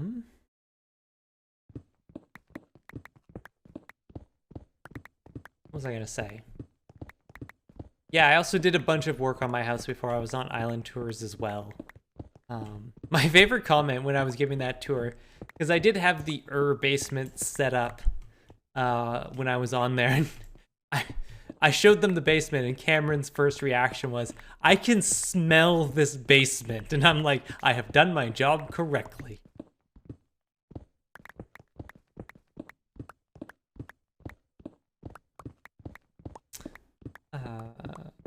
So that's sort of how I'm conceptualizing my character on this island, is sort of this archaeologist slash paleontologist. Because, like, the whole island has fossils around, and it's sort of like, that's sort of its thing, is that it's sort of this cultural, tourist attraction-y kind of place. You know, people come to this island, like, campers come to this island. So there's like a little campsite. I'm gonna put a little playground for any of the kangaroo villagers who have kids. And, you know, they're coming for, you know, a bit of shopping, see the museum, tour our fabulous fossil gardens.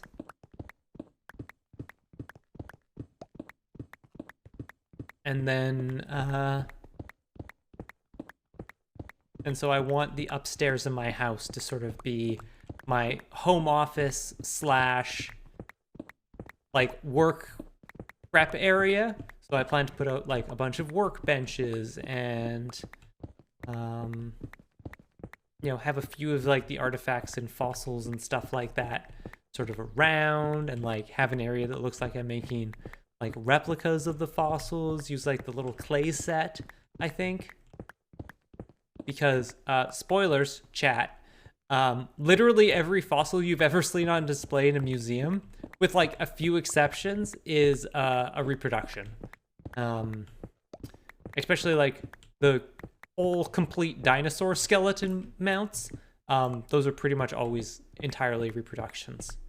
Actually, they're usually entirely reproductions, because it's extremely rare to find a complete dinosaur skeleton, period. They're usually smashed to bits. So they're usually reproduced plaster casts from those bits.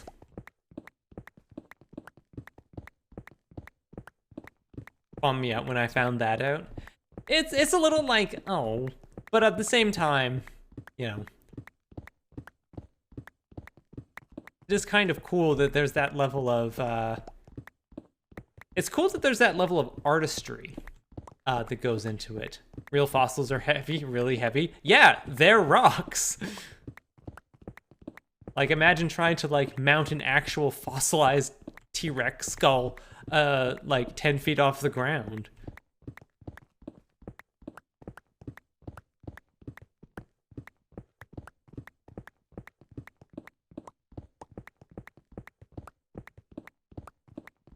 I'm just gonna give the mods like a couple seconds to get rid of that, and we'll just see if, there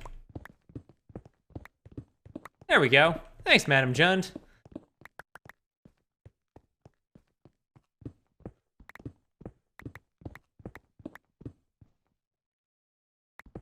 No, Ben was probably fine on that one.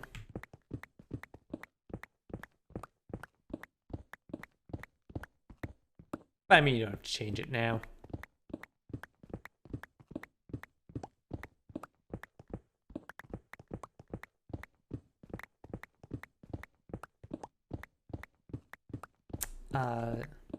If you want to see, I've never seen this in person. I was thinking about this the other day as I was, I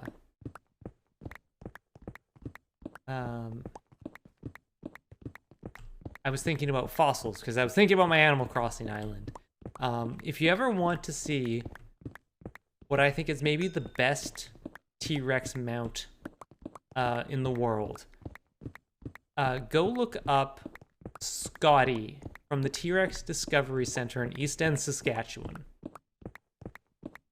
I know, very specific.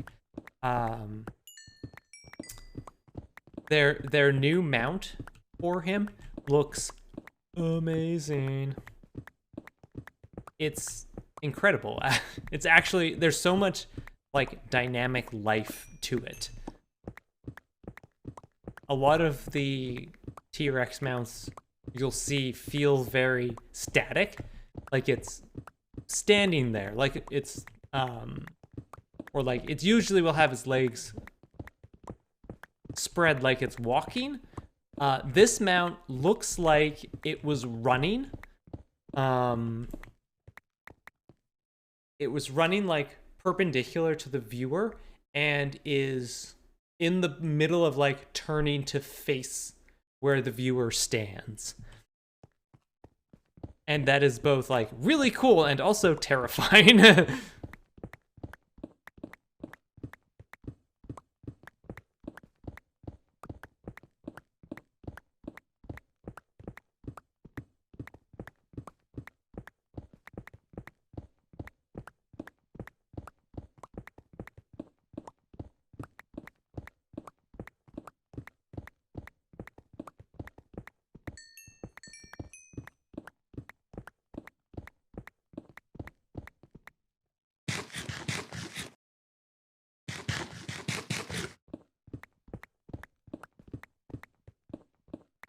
Also, sometimes do you ever just sit and think, it's like, you know, that there's a period of time for like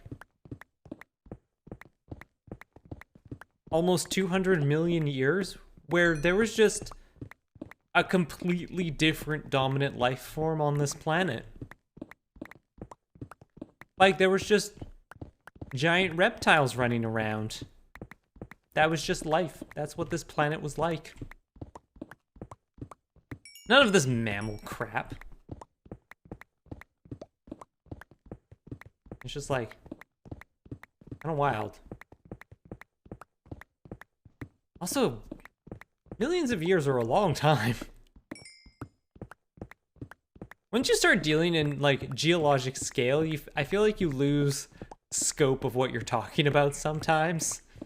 I've done field work with one of my friends who's a paleontologist, and she's like, yeah, so this band of dirt here represents about 10 million years. It's like, holy crap.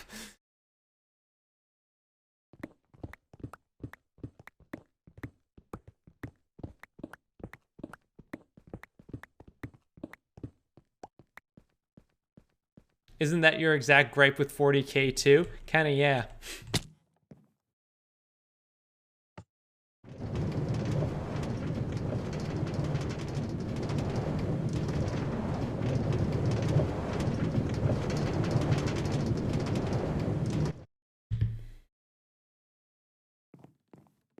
The thing that does my head in is how wood evolved too long before microbes that could break down wood. There were just piles of indestructible wood lying around for millions of years. Yup. When I learned that too, it's like, yeah. Also, chat, yeah, that's where coal comes from. Like, the period is called the Carboniferous period because of all of the coal that was found in those layers. It's literally just dead trees that couldn't decompose because there was nothing that could decompose them. It's, oh man.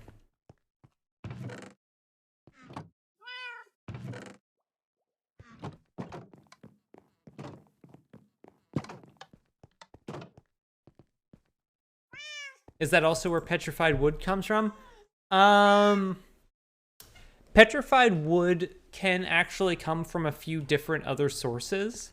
For example, if wood is covered from, in like a flood or something like that, or a mudslide,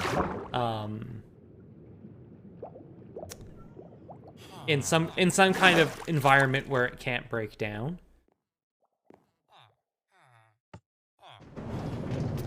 When my spouse and I were visiting New York City for a concert, we went to the American Museum of Natural History. When I first saw the dinosaur boards, I cried. Oh, that's amazing.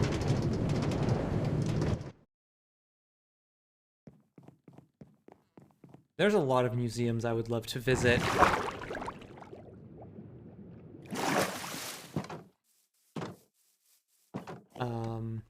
Speaking of fossils, did I remember to put in ladders again this time? I don't know if I did. I bet I didn't. I didn't. Ow.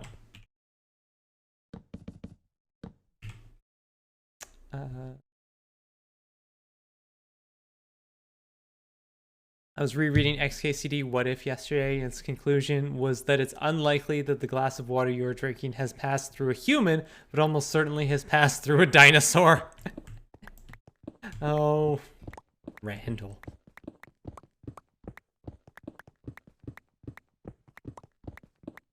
Yeah, I feel like today's just a fallen day.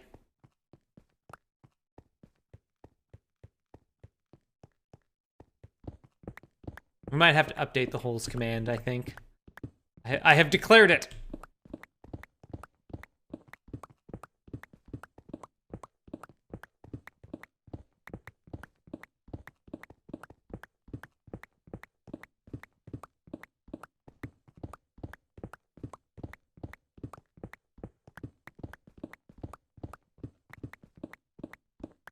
What really gets me is like histories of life on Earth quickly gloss over the period before complex life started appearing around 600 million years ago, but that glossed over period is several times longer on its own, billions of years where life was very different.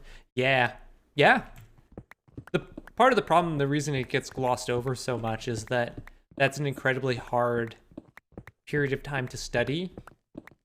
One, because most of the life forms were microscopic, but also very little rock formations from that time period have survived.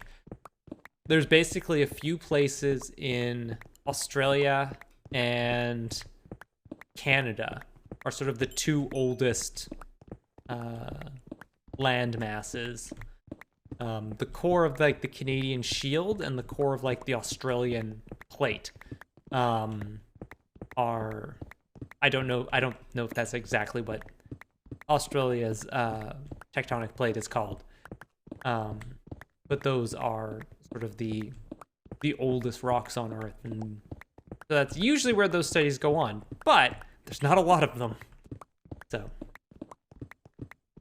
yeah, it is unfortunate, as you say, that sort of stuff gets glossed over so much that even though we do know an amount about that time period, we do tend to just be like, yeah, it was just a bunch of microbes. Even though that was when they were figuring out how to do things like, I don't know, make oxygen, photosynthesize.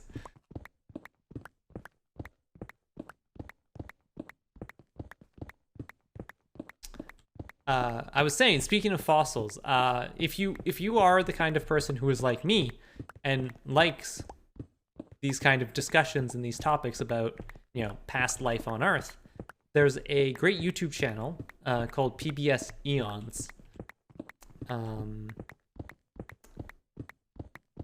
That is fantastic.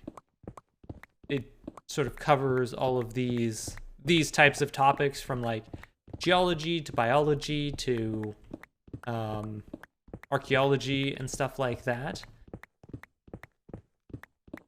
One of my favorite things they've started doing, though, as sort of like an effort towards reconciliation with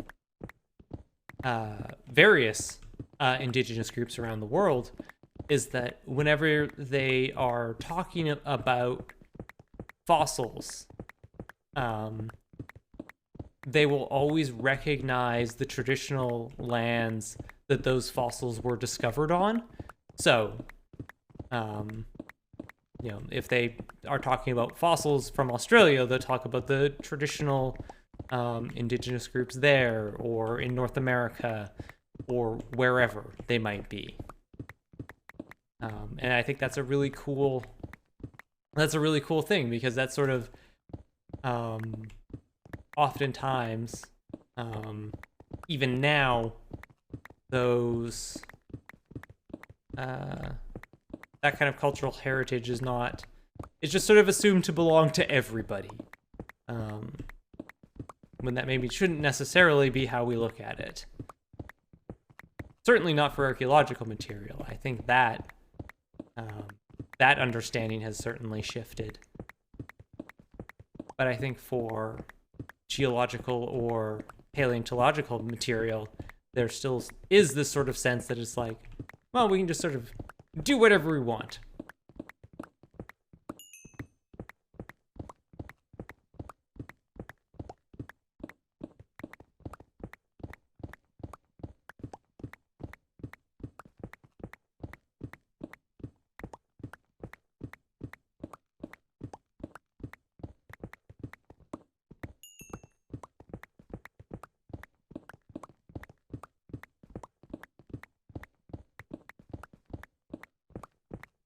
There was actually, I was reading a news article the other day.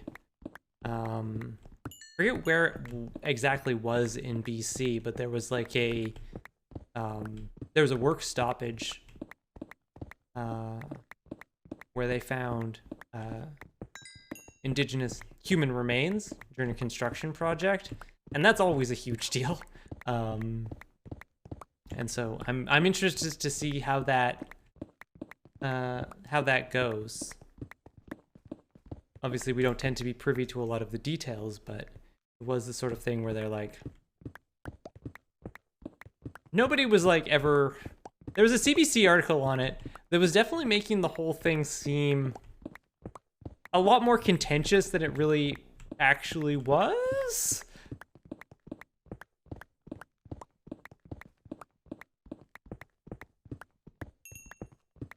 Seems like nobody was happy.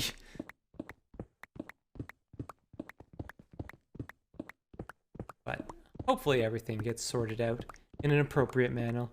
Like a traditional burial site? Yes. Sorry. Pre-contact, like not like modern human remains. And those things are, those are probably the thing that slips through archaeological screening the most. Because they tend to be very small. So if you're not aware, when an archaeologist goes in to review an area before, say, development, they're building something there. Usually what we do is we will do a surface survey. So we'll walk the area, check for any, artifacts or anything like that that's on the surface that might, indicate something buried beneath it. And if we don't see anything like that, we will do testing. Forever Backwards, thank you for that 2-month sub. Thank you so much for sticking around. And if we don't find anything on the surface, and even if we do find anything on the surface, we'll also do like periodic test holes. Every 10 meters or something like that, we'll stick in a test hole and see if there's anything underneath the surface. And that kind of sampling can very easily miss something like a small burial site. So there's been a few instances that I can think of off the top of my head where, an archaeological survey was conducted before a project was to start, and then a burial was found during construction. And so having to do a work stoppage and then do all of the stuff that comes, like having to then, you know, figure out how to handle that. Do you stop work completely? Sometimes work will just stop completely. Other times, and it usually depends on the indigenous group in the area and their feelings on it. Sometimes they might have the burial excavated and then reburied somewhere else. That was actually pretty common when I was in Saskatchewan. They actually had a... I'm just going to keep doing this. They actually had a specific place for that. I don't know exactly where it was. It's a secret for a reason.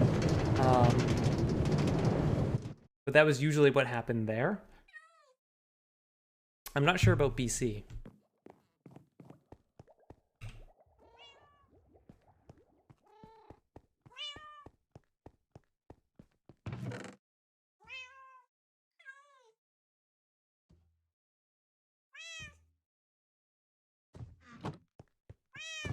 You.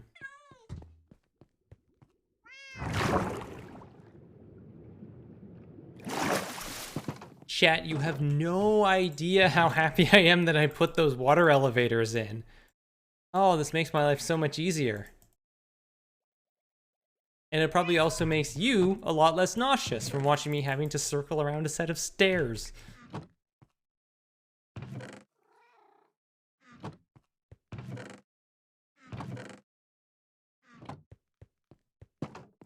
We should also do... Let's take a quick break in the morning and go do some trading. I want to heal my pickup.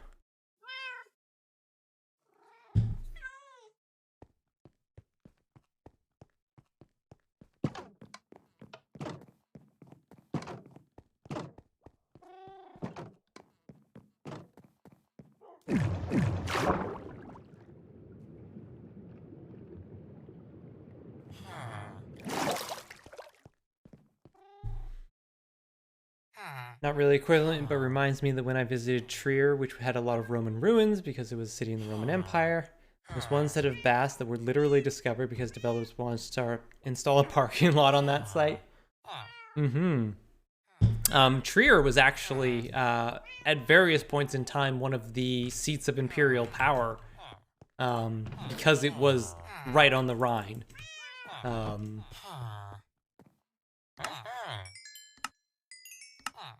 That's one of your trivia questions. If anybody asks you to name the capitals of the Roman Empire, Trier is one of the bonus points usually. Is there anything left in these, or did I get all these out? No, I did not get all of these out.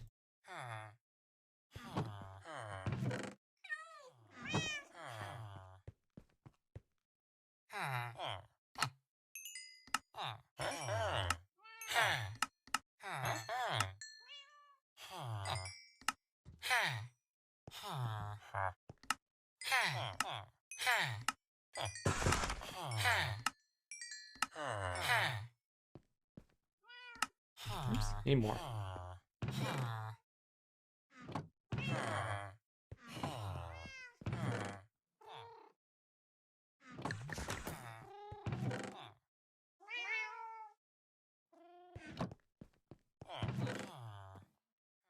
Do I have... Oh, I have more lava. What am I doing, chat?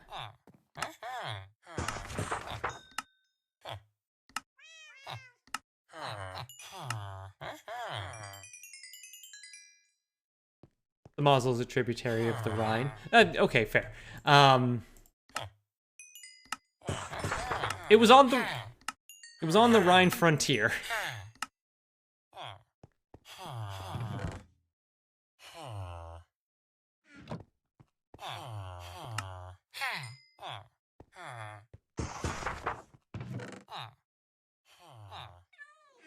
Did you reset? Yes. okay. How about you? Alright.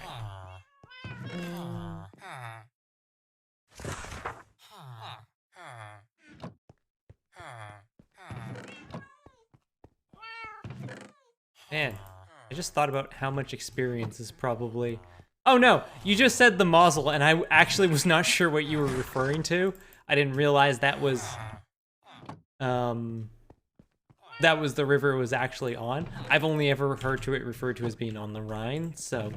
And I think where I was hearing that, they were referring to the Rhine frontier, rather than the actual river, the Rhine.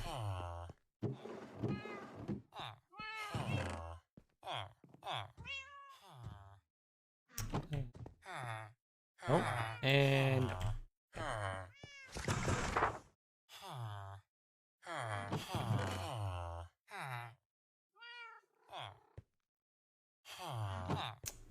So how many do I have in here? 18.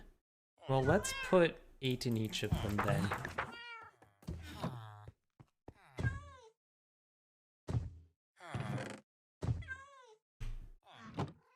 Tick through, and sir. That, there.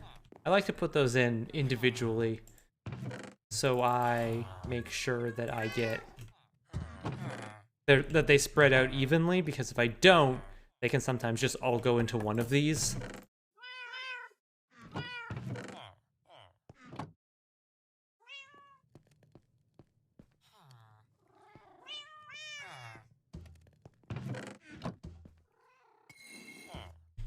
See? Didn't even go in evenly there.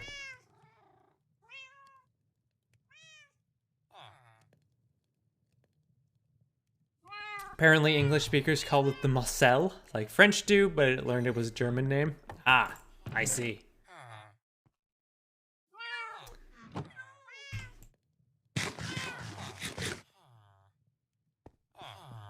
You haven't reset, have you? Aha, you have.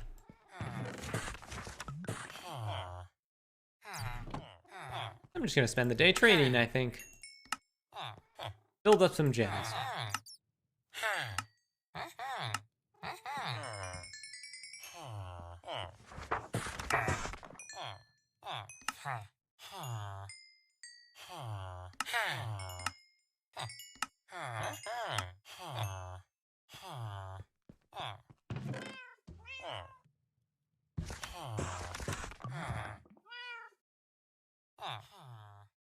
Whoops.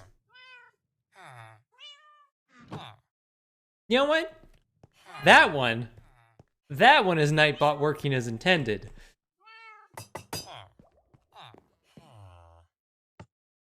Good job, Nightbot.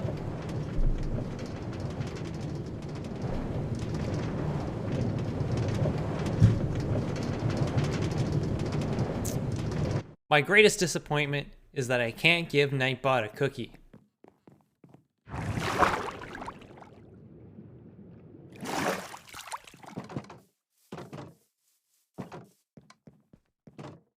We're coming up on a cave.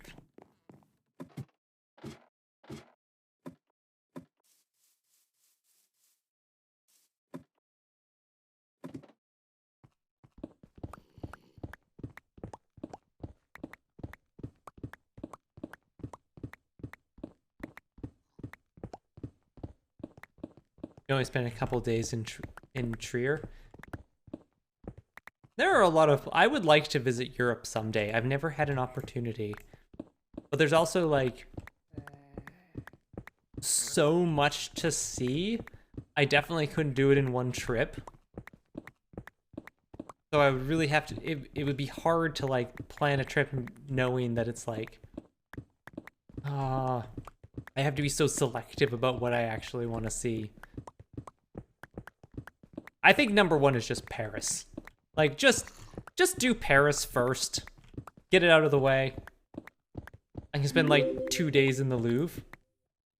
Rat Cow Girl, thanks for that follow.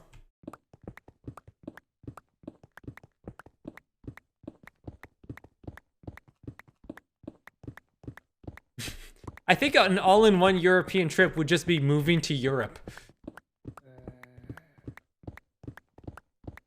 Just become a vagabond. I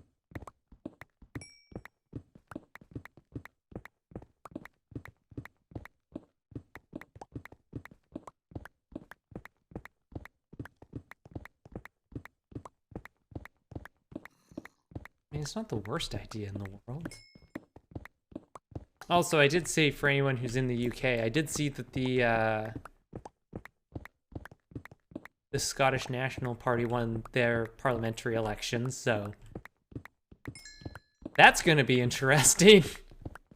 Who wants another referendum? Probably some people, since they voted for the SNP.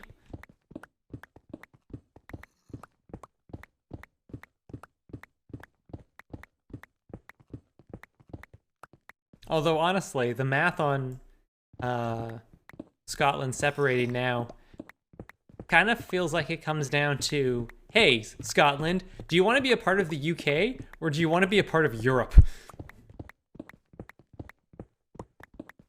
And I'm not gonna lie to you, being part of the European Union kind of seems a little bit more appealing. At least you don't have to deal with Boris Johnson.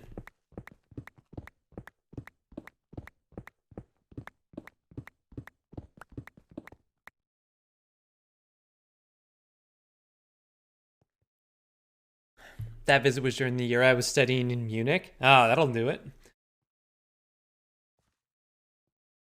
I did some madcap tour of Europe, which I think in retrospect took me a bit of recover from in terms of stamina. Probably, like, that's the thing about, like, doing big vacations like that, is that you sort of need a vacation afterwards. Like, cool, that was awesome, I'm tired.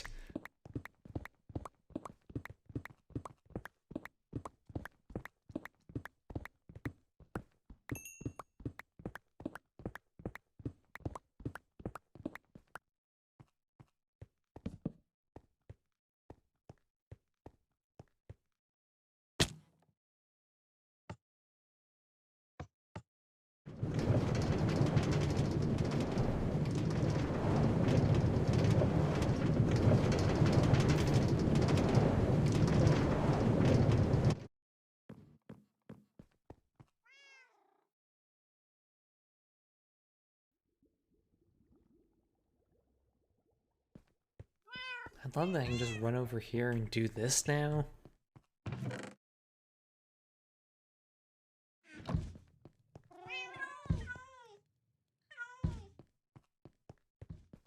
Hey, 7-inch magpies.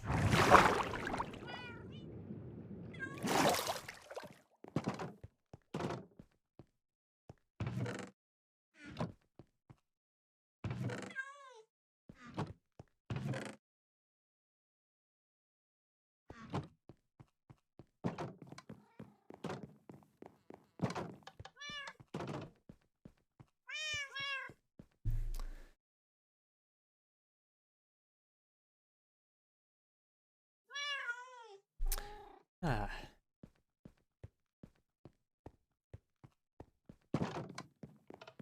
Oh, chat. I know we were talking about it on Thursday, but I did definitely go get a burrito for lunch on Friday. It was very good.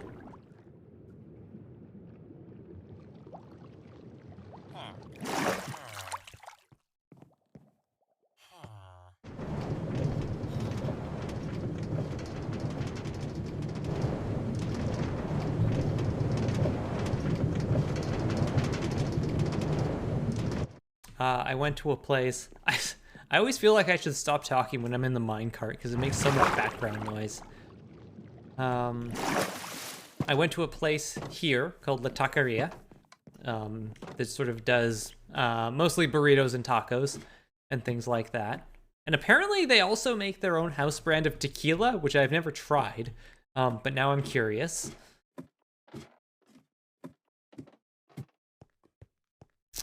And I had their rajas con crema burrito, which is very, very good. Although the one problem with getting a burrito for your work lunch is that you kind of just want to go take a nap afterwards. It's kind of hard to get through the afternoon.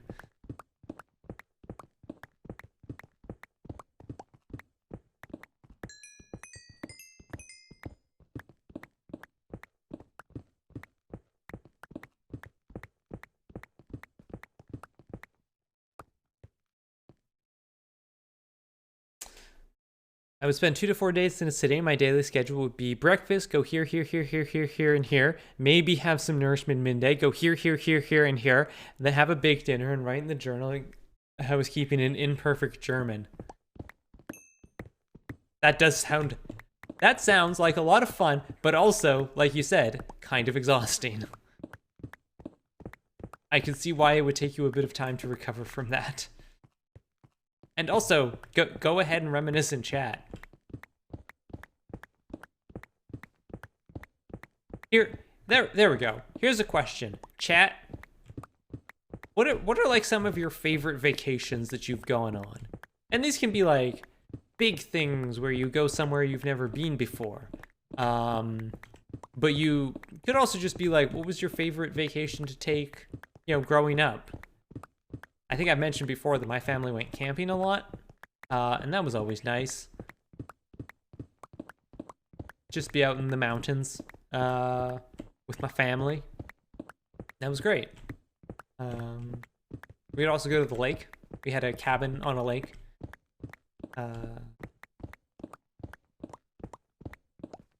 That we would go to. It was sort of like shared by my mom's family.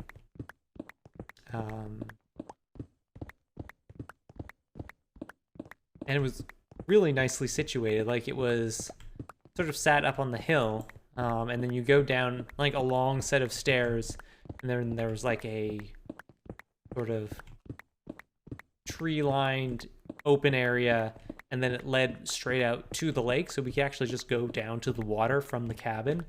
It was really nice.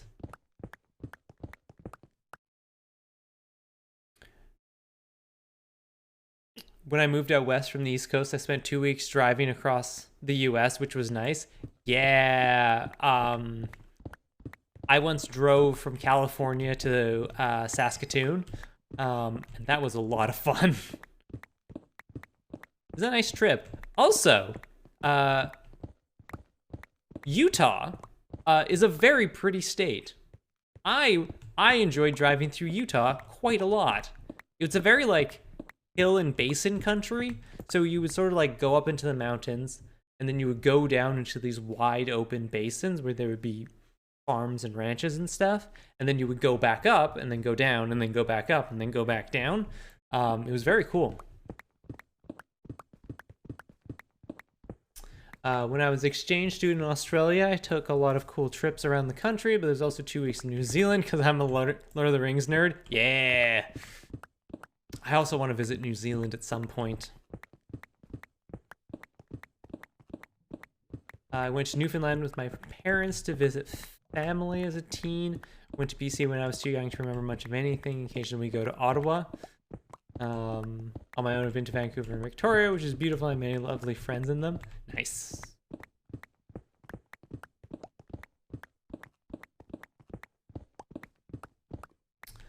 My family used to rent a house at Pajaro Dunes, north of Monterey Bay. I actually believe my literal first memory was on the beach there. Nice.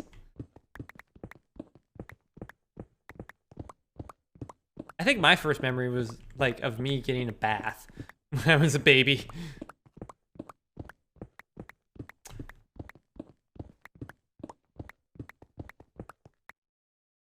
I really want to drive down to San Francisco from Seattle one of these days. That would be a really good drive. That would be very pretty.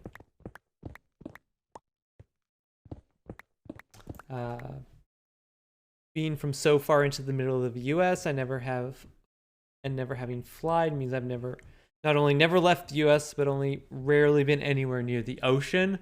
I've never been all that close to a border. Yeah, it turns out America's a big place. I hope you get to travel more. I wish I could travel more. I wish I had somebody that I could travel with. Like, I wish I had a travel buddy. Because I don't like traveling on my own. I'm a baby. I'd like to go to England and Scotland at some point. Me too.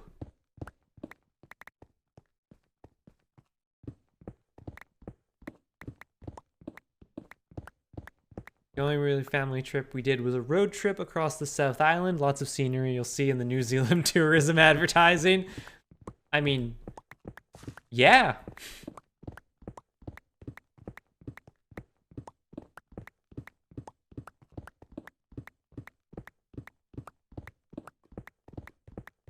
My only trips have been to GPs for judging, never really got to sightsee. That's fair. 2018 was the first time I left Canada. I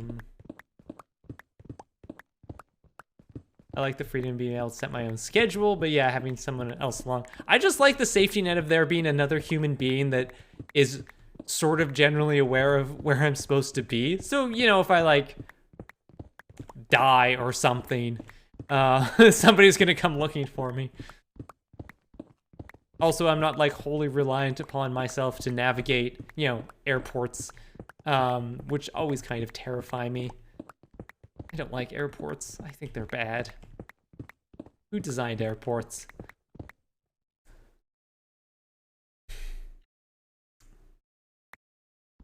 I'd recommend the Oregon coast, especially near Cannon Beach.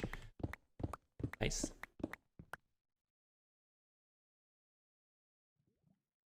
One of the reasons you went to BC for your first vacation was so that you knew you would have friends there. Nice.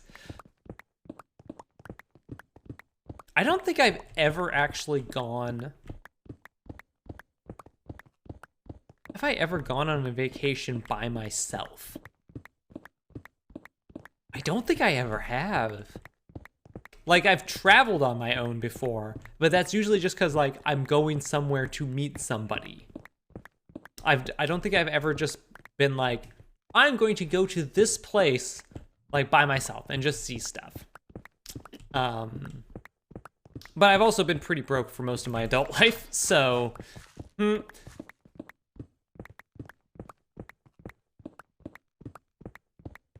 I sometimes spend school holidays with my nan in a small village.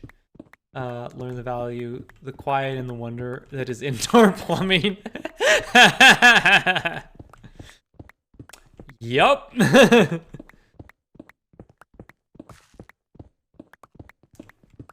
Definitely used a lot of outhouses on those family camping trips, I tell you what.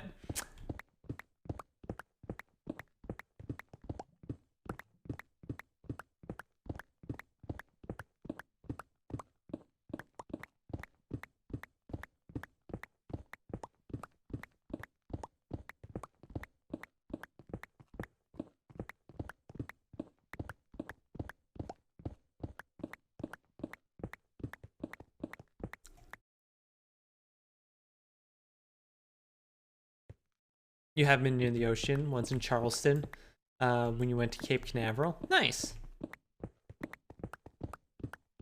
I've never actually been to,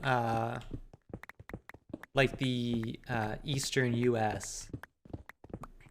My grandparents spent the winter in California, so we would go down there sometimes when I was a kid.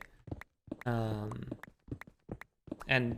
now that my brother lives near Seattle, I've been down to Washington a bunch of times, and it's part of the reason I moved to Victoria was because it's so easy to get down to Seattle from here.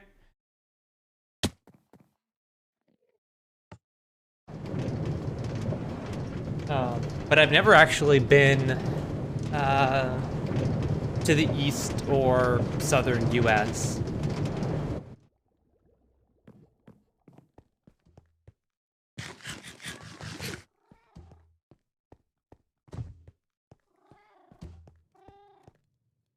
My father and I used to go camping in the Sierras when I was a teenager. I have fond memories of that, except for having to use outhouses. It builds character.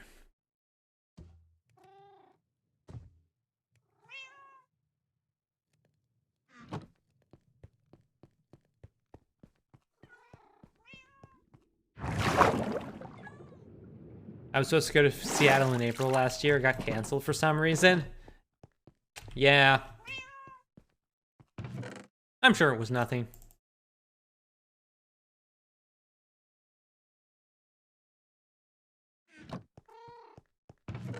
I'm lucky that I didn't have any travel plans at that particular time in March of last year.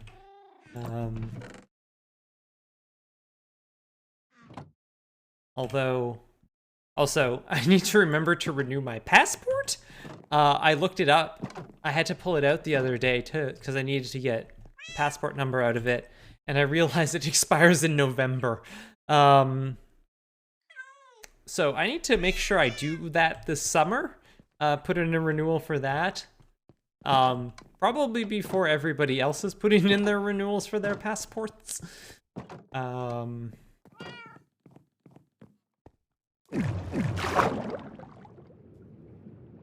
Because I'm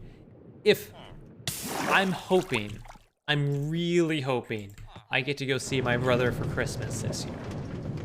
Really hoping. Might not happen. Still might not happen, but I should definitely get my passport renewed before then, just in case.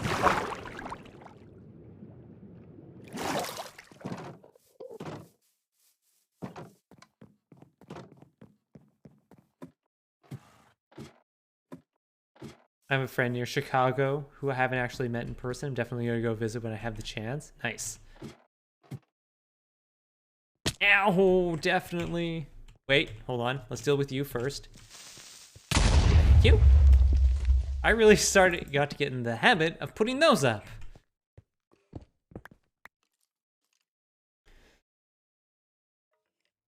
I'm still really glad PAX East still happening. Got to spend time with wonderful people before we shut up alone for more than a year. Oh, hello. We were perhaps extremely lucky that PAX didn't turn into like a super spreader event. Because even by the time of PAX East, probably actually should not have happened. Like, in hindsight. Ow!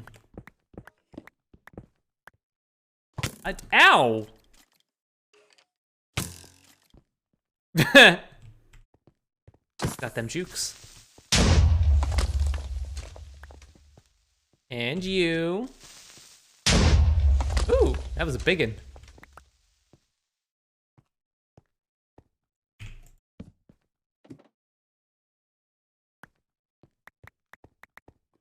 I'm still in wonder sometimes that I went to Pascase and it actually happened. I remember someone doing a joke about maybe GDC gets canceled, only to be told it happened just before the panel. Oh boy. Let's get this in here just now.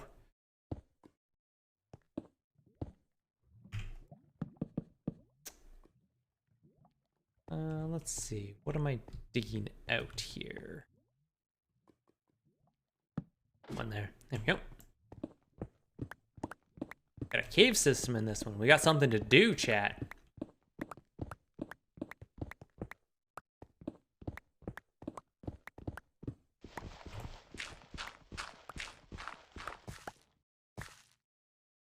And during that PAX, we kept hearing about other events being postponed or canceled.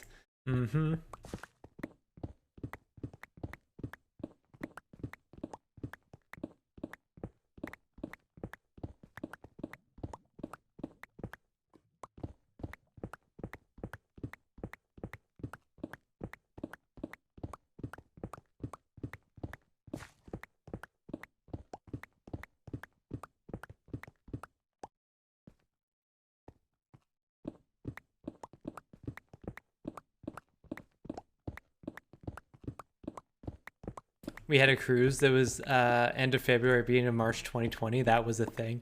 I have heard that the people, I don't know if you're referring to the Joko cruise, but I know a lot of people who were on that said like they left and everything was normal, and they came back and everything was in lockdown and the world was completely upside down.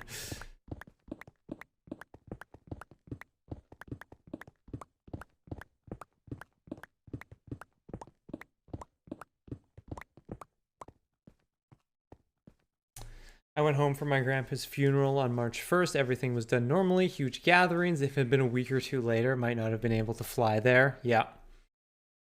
Star Trek shoes week before Joko, so not quite that bad. Oh, that's okay. That's good.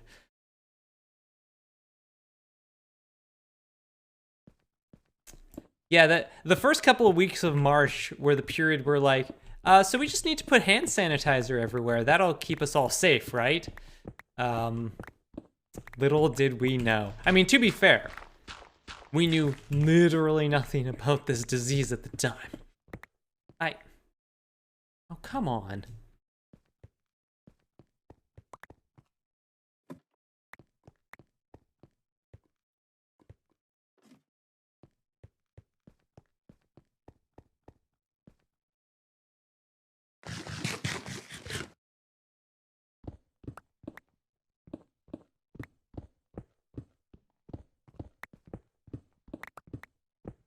I still see that occasionally when people are like, we've made our workplace safe by implementing enhanced cleaning measures. It's like, I maybe don't think you're keeping up to date on how this disease spreads.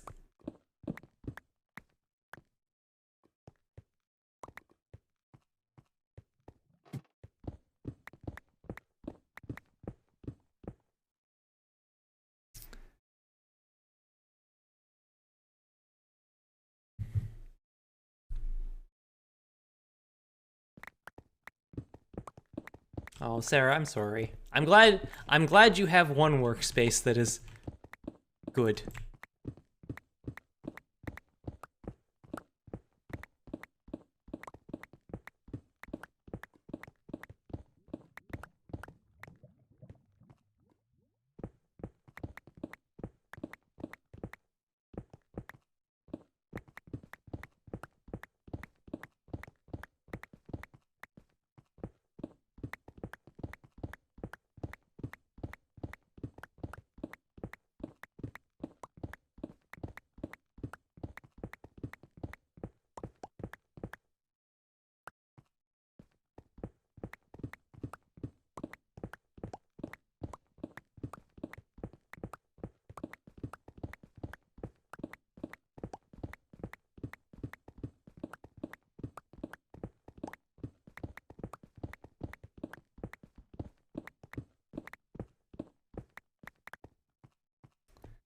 I know eventually we are going to have, me specifically, referring to my workspace, I'm going to have to go back to doing in-office days. But I'm actually kind of hoping that I can keep an amount of work from home days. My job doesn't really work very well from home, although there is some of it I can do. So I'm hoping that I'll be able to talk my way into getting, at least a little bit of time to work from home.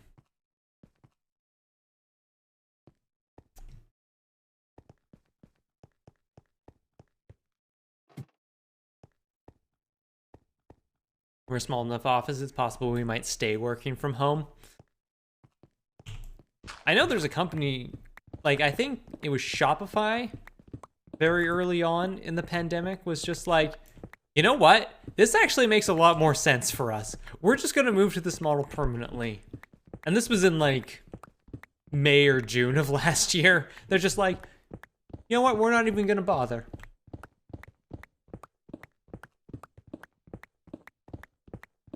Honestly, it doesn't seem worth the expense of renting an office space in downtown Toronto. Probably not.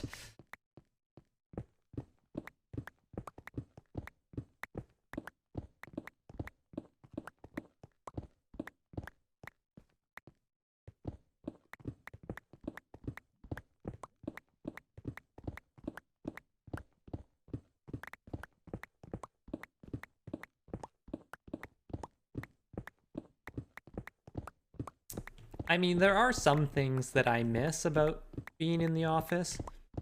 I certainly definitely prefer our team meetings be in person than on a video call.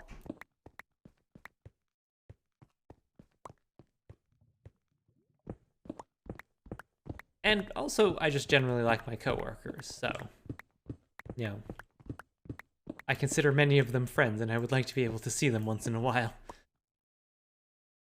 I honestly don't remember the last time I saw... There's at least one of them I don't think I have seen in this calendar year, at least. Possibly since the pandemic started.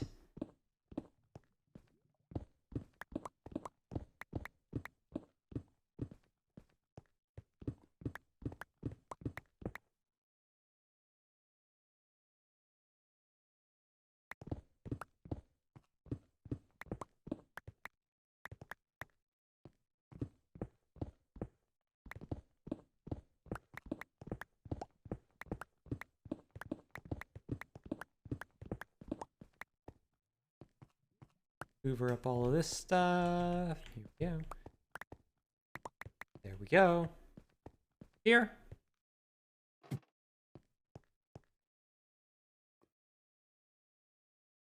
After being forced to office full-time in May 2020. Ugh. Ugh. I'm sorry. You shouldn't have been done. You shouldn't have been required to do that.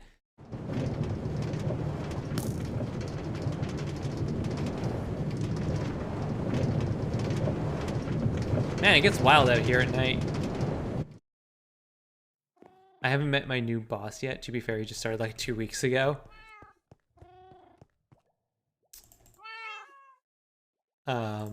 We have co-op students on our team, and for the first couple of weeks, they're in the office every day, simply so that everybody has a chance to meet them at least once.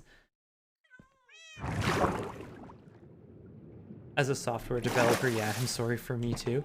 There's no reason you should have to...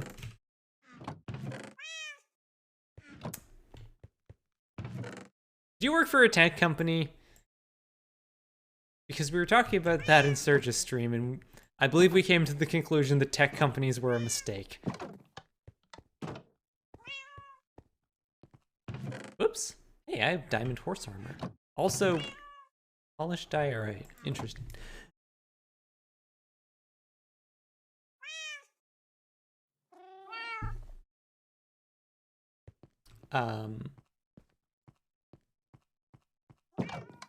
I work for a company that makes aerospace equipment. Well, that's a little different.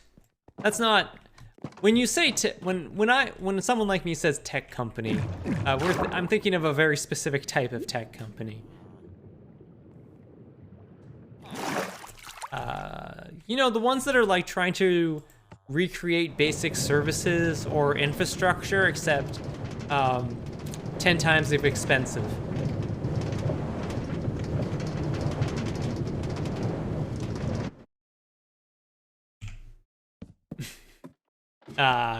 This is great.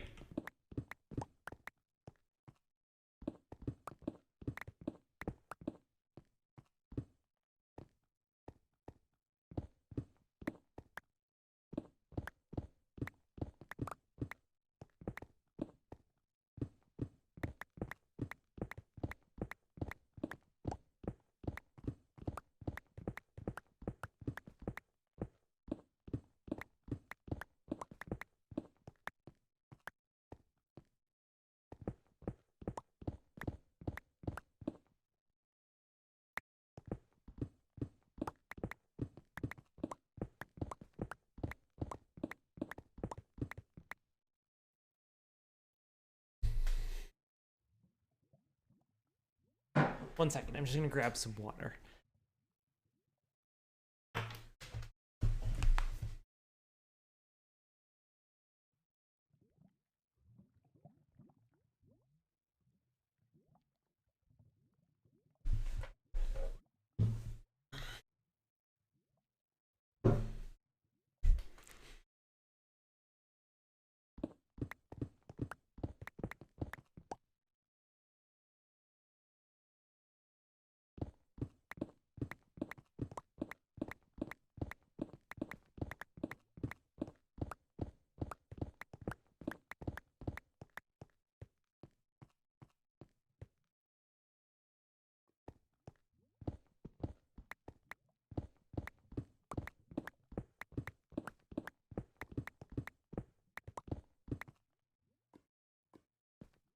Hey, Jeannie M.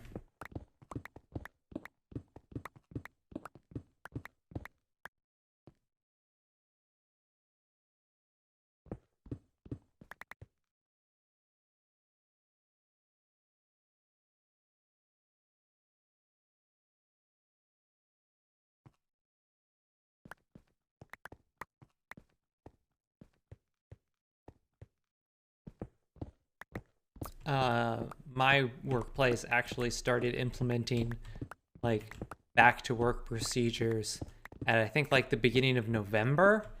And even at that time, case numbers were going up in BC, and everyone's like, why are we doing this now? And then lo and behold, like 2 weeks later, BC got a whole bunch of new restrictions, and everyone's like, okay, back to working from home.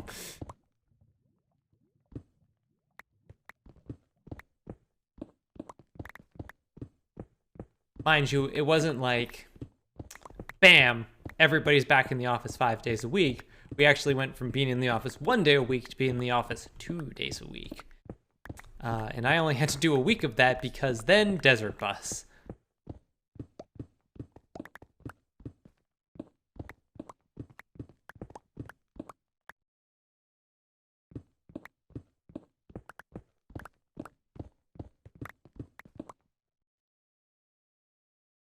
I'm just going to thank you.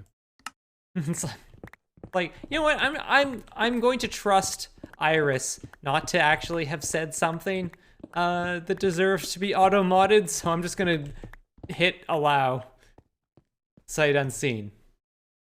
But then my mod beat me to it, so thanks. VP of Operation demanded all ops people work from office. My boss, who was able to dodge that for months for us, was demanded to get us back to the office. He quit shortly after. I was in the office for 1 week and immediately got sick. I was in quarantine right up to Desert Bus vacation. A spike meant everyone worked from home again. I got moved to the engineering team, and the VP of engineering was being less stupid with mandatory in person. Oh, that's good.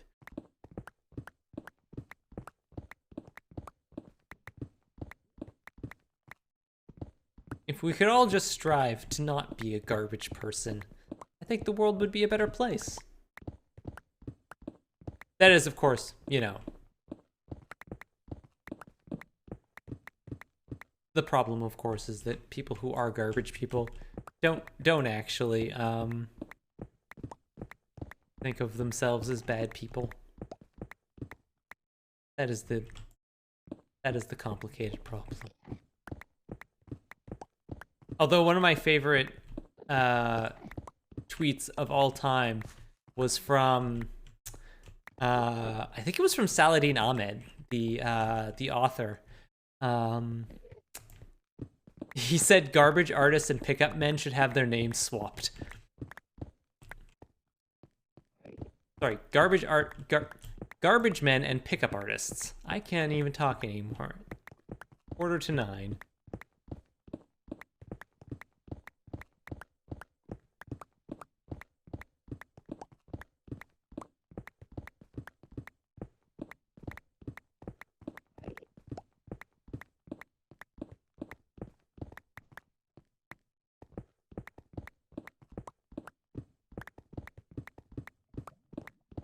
Also, continuing my theme of book recommendations, go read Throne of the Crescent Moon by Saladin Ahmed.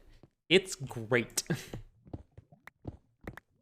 You like just like sort of fun, like not quite swashbuckly fantasy, but sort of like action adventure type books. But it has like it's very heavily influenced by like Arab culture and Arab folklore. Definitely go check that out.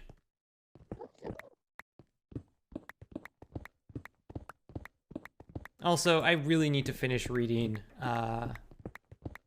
S.A. Chakraborty's City of Brass at some point. I got about halfway through it and then set it down, so I need to go back to it.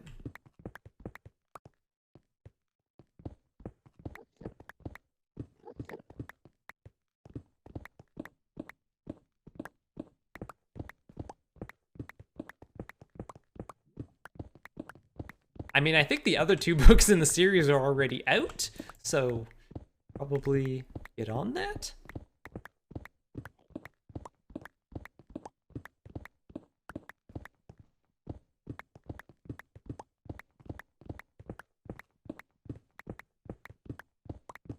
I mean, I think I stopped just because, you know, there are some times where even if I'm enjoying a book, even if I think a book is good, you know, where I'm at, a particular book might not like grab me in the moment and I might not be able to hold my attention.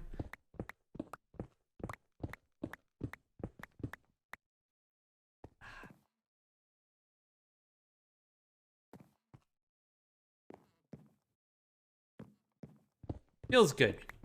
I'm gonna savor it.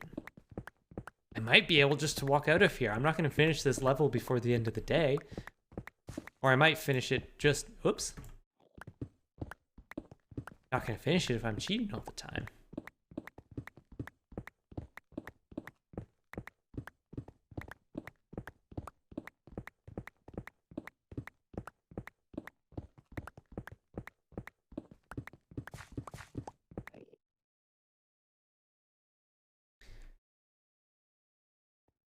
Or there's a bad thing or secondhand embarrassment coming up. I don't feel like it at the moment.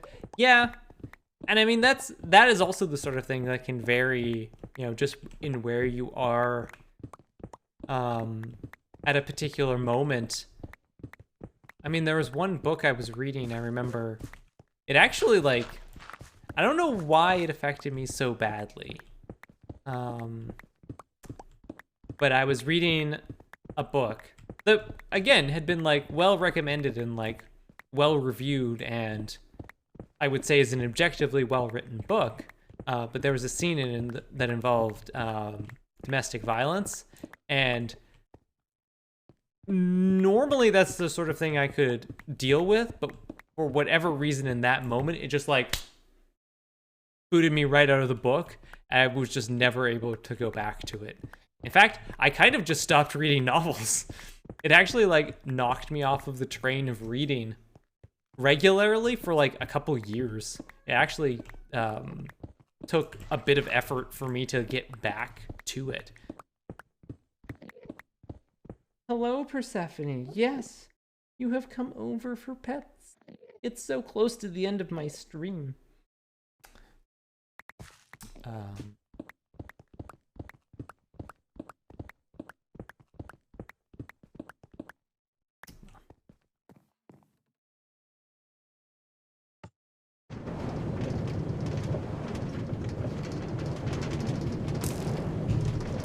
Where is that skeleton?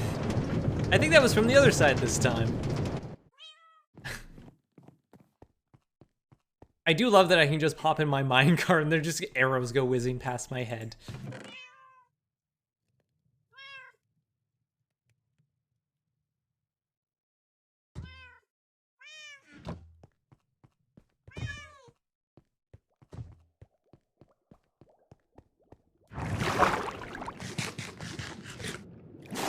Excuse me while I eat this steak underwater.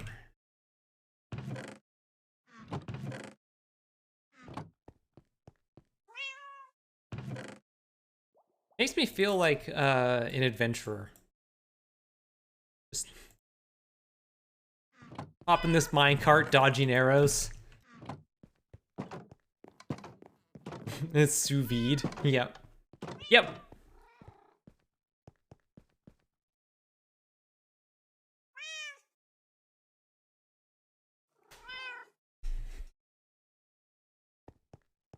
Although, to be fair, Iris, you spelled it correctly.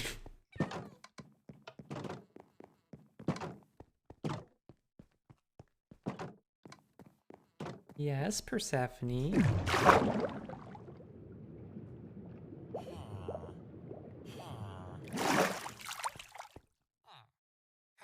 Yes. Come here. Come here. Yes.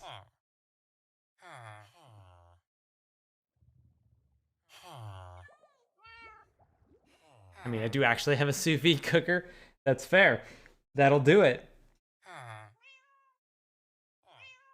don't think I've ever tried sous vide. Also, I don't know if I particularly want to. Also, I don't eat meat, so... Can you sous vide a carrot?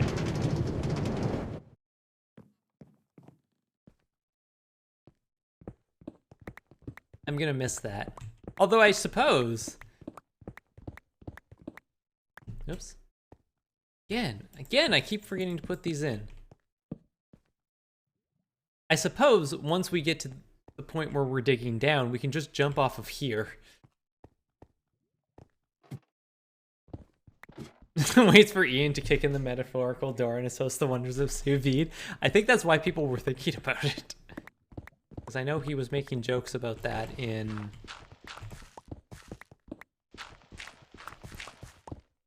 I think there was a bit with I think they did a give answers tweets on the last live. That's why I was thinking about sous vide.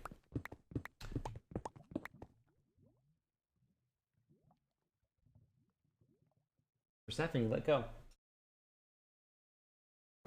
Oh, yeah, it's okay. No, it's okay. It's okay. Oh, what's up? Oh, okay. Down you go.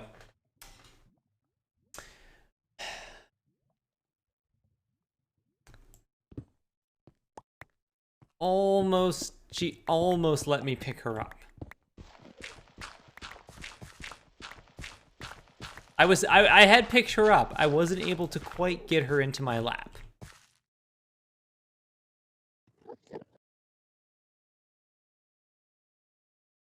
Yeah, you're a good kitten. Yeah. Someday, chat. Someday.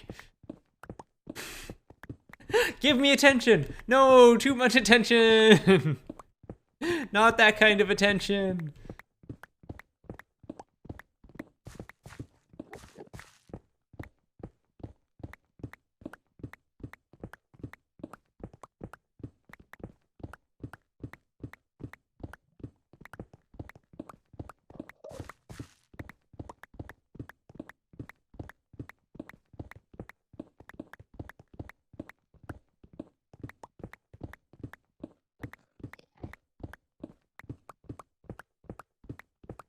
And we're doing the thing where we're talking about food again, and now I'm hungry.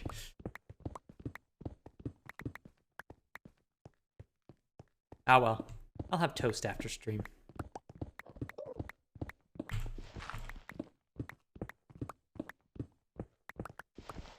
Keep doing that. Why do I keep making the same mistakes over and over again?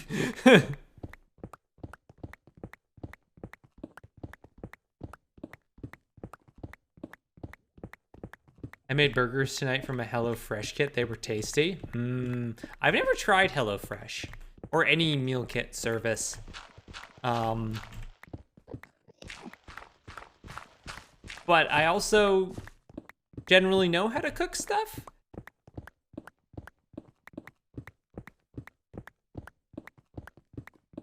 But having food just like delivered to your home, I feel like HelloFresh is the sort of thing where I looked at it and like, I don't need to pay for the cost of delivering pre-portioned ingredients. I can just do this myself. I do know some people have like used, you know, HelloFresh and other meal kit services for a little while and just saved all of the recipes. And then once they had a like little stock of the recipes, they would just like keep making them and just go out and buy the ingredients themselves. Until recently, I've done very little cooking, mostly pretty basic stuff, so meal kit's a great way to get me started. I think that is sort of, one, who they're very good for, and especially for somebody who lives alone or only cooks for like 2 people, to try more experimental dishes and not have to buy, you know, maybe I want to make a dish that requires fish sauce. But what if I buy a bottle of fish sauce and don't like it? Now I have this bottle of fish sauce that I don't need. But just getting like the exact amount that you need, I think that's pretty useful. I was watching an ad for it, and like because I get HelloFresh ads on YouTube quite a lot. Probably because I watch cooking shows, which doesn't make a lot of sense, but they the person started off the ad with like, HelloFresh helped me reduce my takeout budget. I'm like,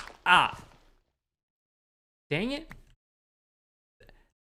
That's why I'm definitely not the target audience.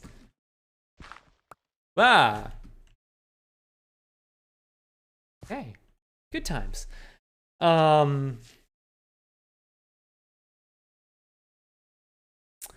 I think they're also good for folks with executive dysfunction, low energy. Takes the edge off of buy, prep, cook. Yeah, that's actually a really good point.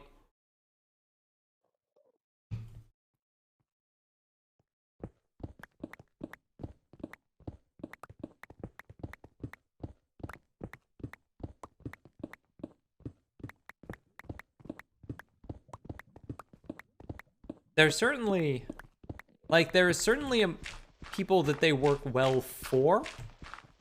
I'm just not one of those people, and that's okay. Not everything has to be for me. Things can be for other people.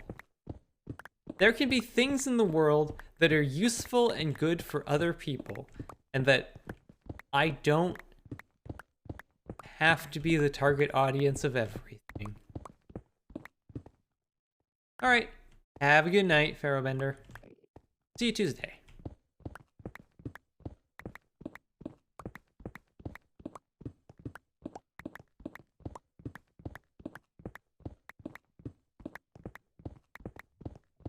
Oh, Persephone. Persephone, would you like a meal kit? They bring pre-portioned ingredients to your house. You have to make your own cat food. You have to pour the dry kibble into a bowl yourself. Would you like that? I don't think she would like that.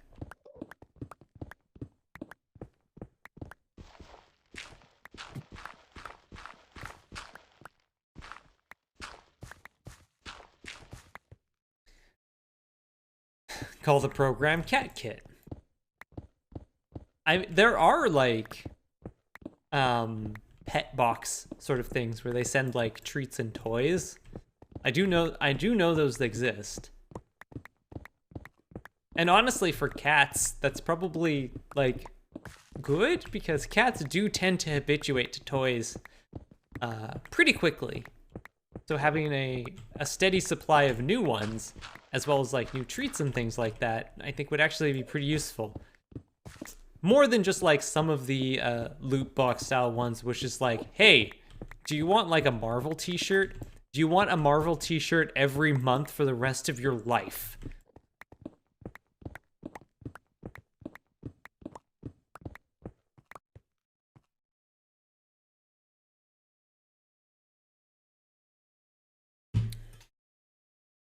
There's... What the heck happened here? Oh, it was you, wasn't it? Yes. My my rug underneath my desk is all messed up and crooked and lumpy. Because cat. Sorry, I didn't read this. There was a short time where you could buy bags of pre-prep veg for roast, pumpkin and potatoes mostly here, and they were fantastic. Yeah. That would be a really great thing for like... I imagine there are some grocery stores that do that sort of thing. Like, having those sort of like meal kits like prepared in a grocery store where they could just be like, hey, do you want to try making stir fry? It's like, here's all the stuff you need in this box. And you don't have to like pay a shipping cost for it. And it's probably going to be a lot fresher because it didn't get shipped from the other side of the country to get to you.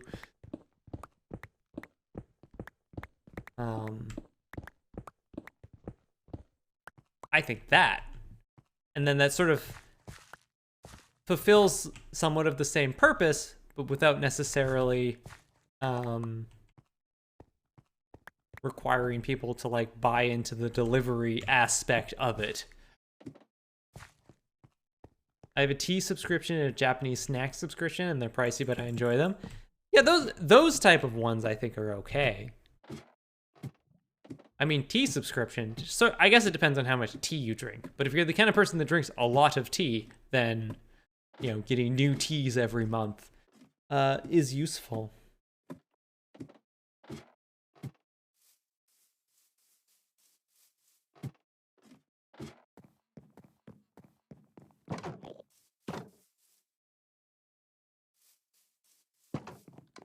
What am I doing? Chat, what am I doing? I had a MeUndies subscription for a year. The fabric is genuinely amazing. I do quite like MeUndies. I haven't had a subscription, but my friend does. So basically whenever stuff goes on sale, she's like, hey, do you need anything? Unhinged jaw, insert Kit Kats. One of my local grocery stores sells meal kits, and I don't think they sell very many of them. That's unfortunate. Or maybe they do because they've been doing it for 2 years now.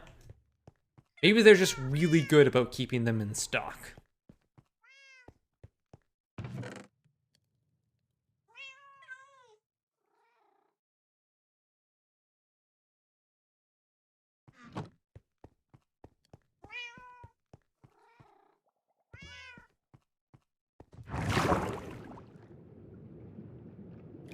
Speaking of MeUndies, I'm definitely getting a pair of their Gemini ones that they have for this month because since they started doing those Zodiac ones, I've just sort of been sitting patiently. It's like, okay, it's gonna be a few months, it's gonna be a few months, and it's May. Go! Gemini.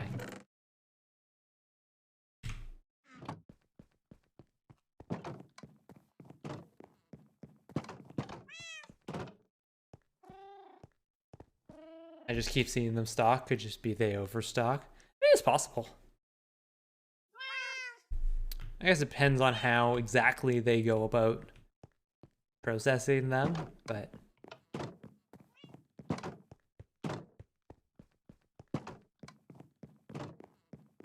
I think it may also depend on like the time you go shopping.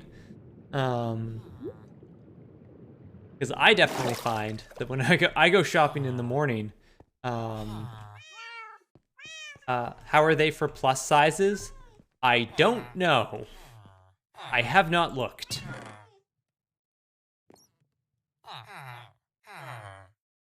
And even then, I couldn't give you any advice on how they fit. I do know their sizes tend to run a little bit true to size, but a little bit small. Slightly small, but pretty close to true to size.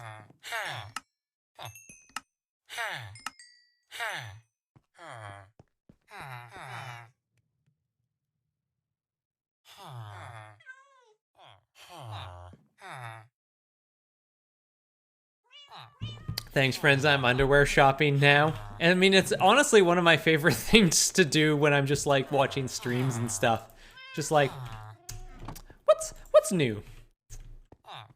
How can I freshen up my Gitch situation?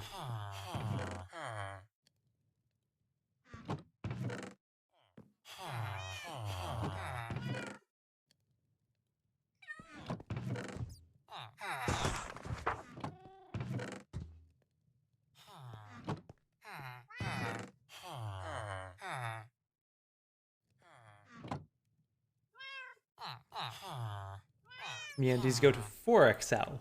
Interesting. I've only got a couple things, and there was a while ago. Definitely do like the fabric. It's very good fabric.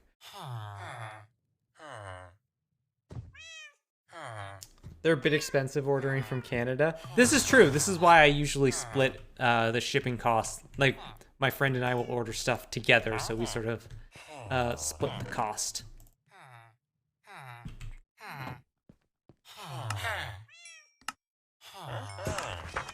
And I also don't tend to buy a lot of their patterns, but I do like their solid colors quite a lot. In particular, I like their They have a sort of like a bluish, grayish green color that they call Goblin Blue, which is both a great name and it's a great color.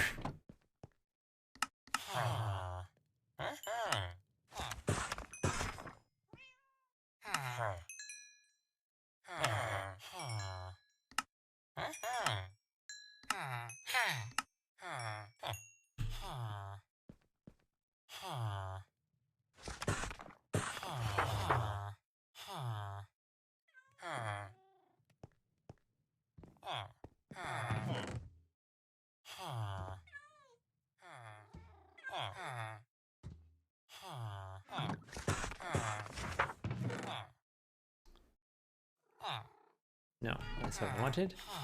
No. I'll just heal my pickup, why not?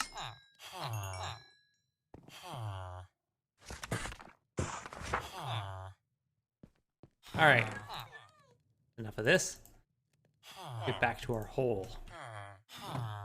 Yeah, I do consider myself fortunate enough that I can generally wear bralettes because, boy, are they comfortable.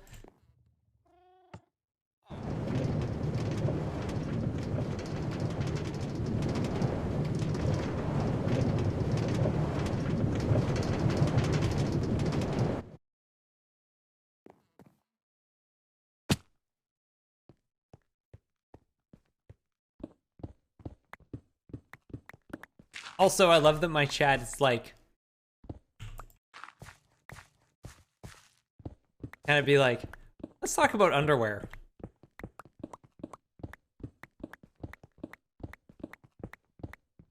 Like, chat, what are your opinions on bras?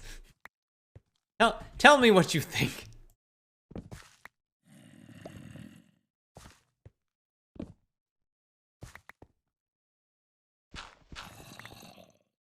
It's how you know you have a lot of women in your chat users base. Cries in large bust size. Oh yeah, I know it's hard.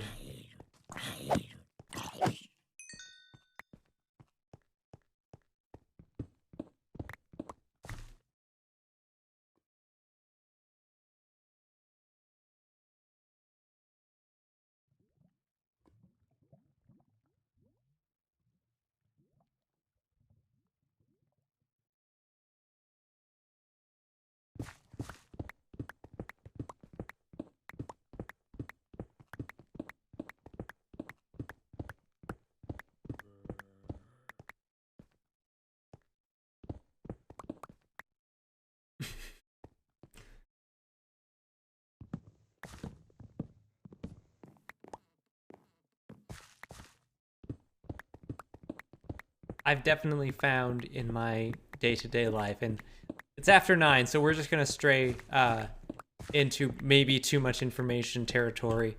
Like in my day-to-day, I definitely wear bralettes far more often than actual like structured bras, but I do still wear them if I'm going out. Not because I need the support, but just because, you know, they fill out better. Makes it look like I have bigger boobs when I'm wearing a dress.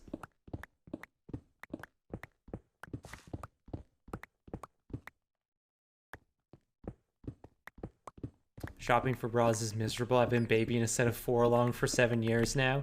I mean, if you take care of them, they do last a very long time.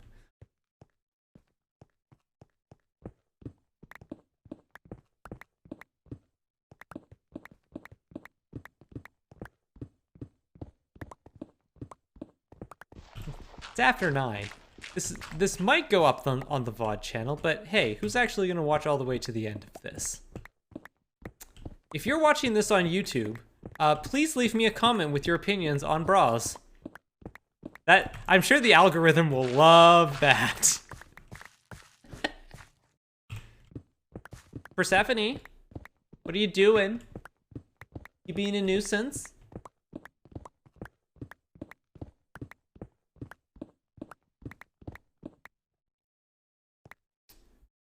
I think this might be the year I start to transition into binders more of the time. Nice.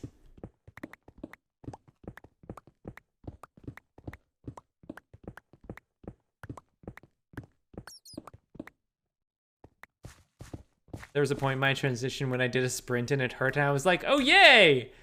Followed by immediate, oh no, I need to go bra shopping. Yep.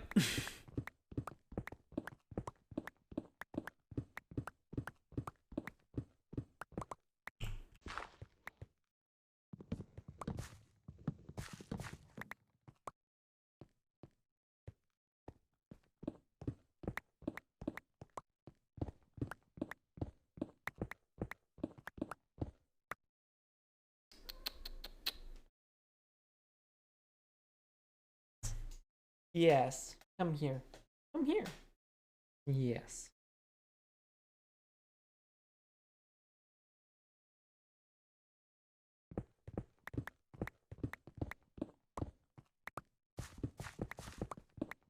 Now I'm honestly curious.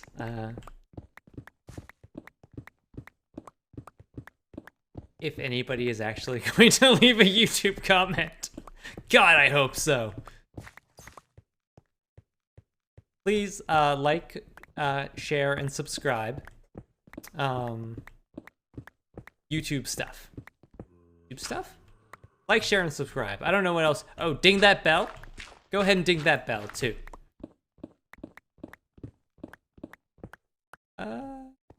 You're outside, right? Yep.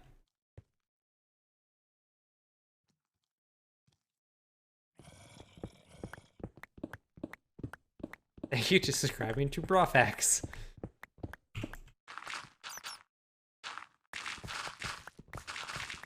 Aha! You thought you were watching a Minecraft stream. It was my plan to start a lingerie,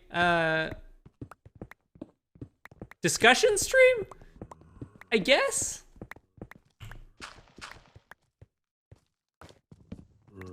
Hello. Oh, hi. Well, that was just a whole bunch of stuff that happened all at once. A broadcast! There we go.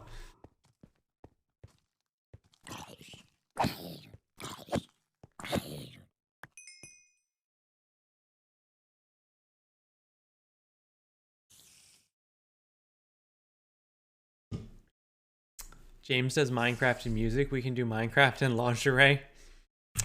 Oh boy. I don't know. I'd have to double check the TOS on that one. Name the broadcast B Cups. Wow!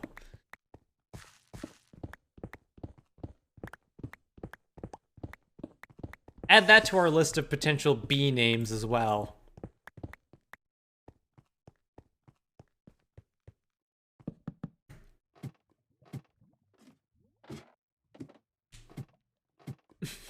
Don't have to show anything. I mean, that's true. I guess it's not... having the discussion, I guess, would not violate terms of service, so...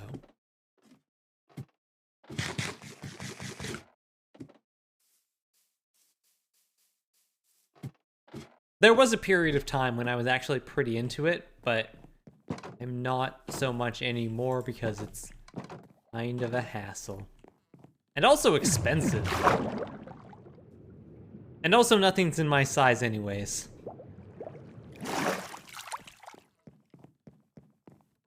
Did I just... No. I felt like I just saw something fall there. Yep. This whole thing started when we were talking about bikini bottoms. Ha ha! Ha ha!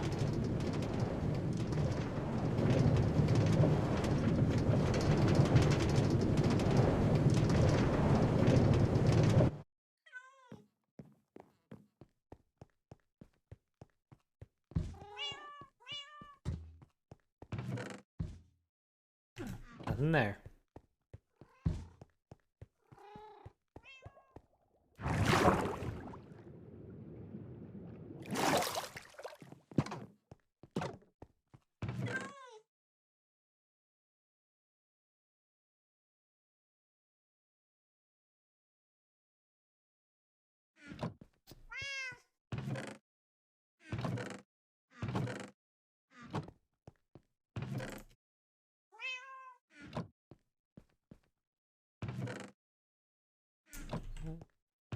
Zombie flesh.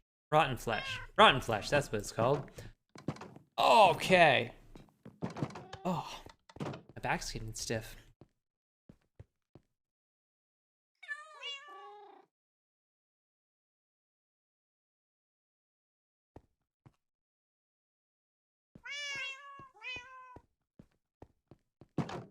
There's so many freaking cats, chat. What are we even gonna do with you all? What are we gonna do with you?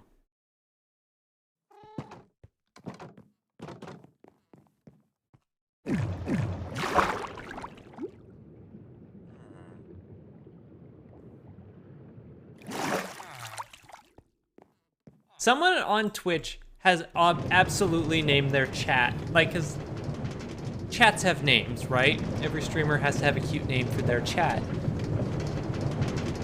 Somebody has to have named it Sha, right? Like C-H-A-T? Like, someone's got to, right? If not, maybe we could just claim that one. And just be a giant nuisance about it.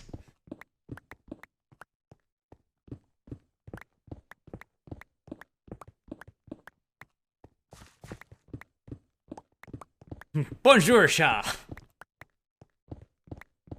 Right? See? It works!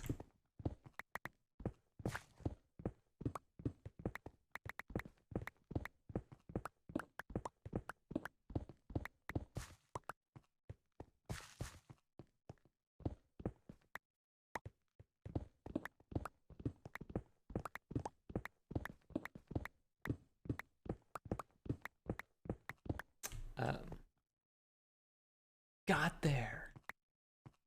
So good at this.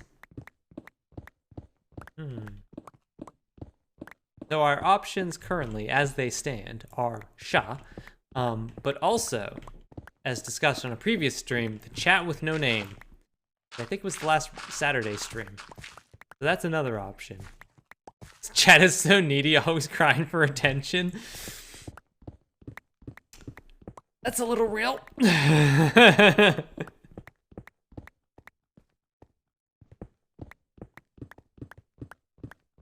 Chat always wants something new and exciting and novel.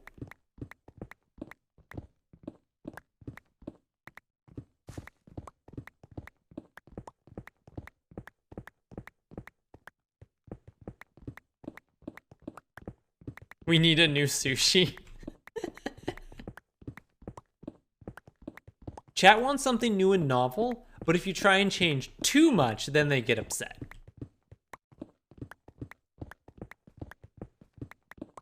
Chat wants a novel, book recommendations already went out. Ha ha ha ha ha.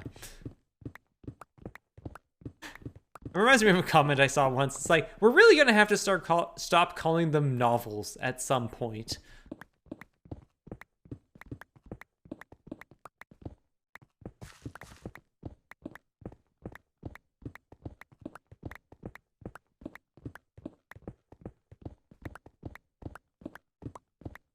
They've been around for like 500 years. How novel could they be? How dare you speak the truth in front of everyone?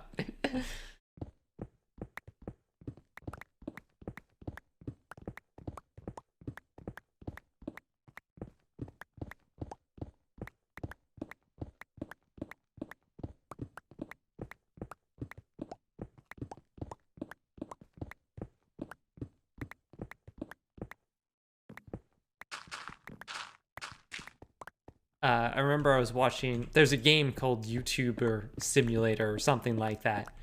That's sort of like, it's what it says on the tin. And I think I was watching Checkpoint, and apparently they added in a feature to the new version, the sequel, where if you change, your viewer numbers will respond if you try to diversify your content. And Graham was like, what I assume that means is that your numbers go down, because that's what happens when you try to diversify your content on YouTube. Hello.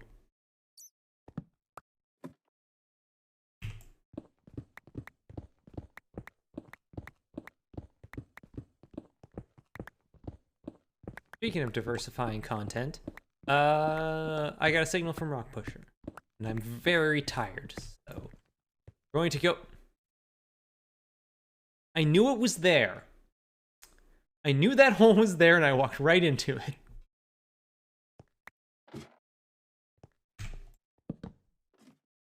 Same hole twice. Yep, 1 block over. Go figure out this rug situation.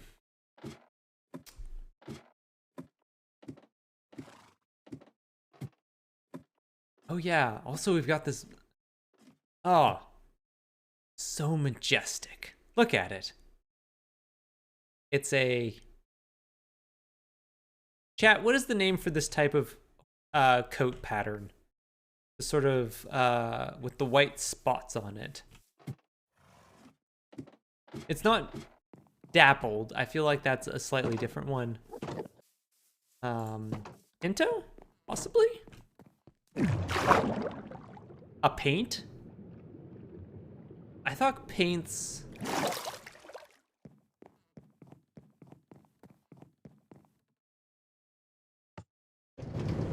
I'm gonna wait for somebody to give me an answer that doesn't have a question mark at the end of it.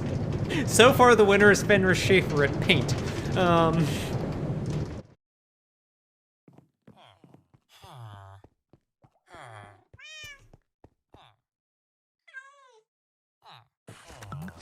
pinto horse has a coat color that consists of large patches of white and any other color. So it might be a pinto.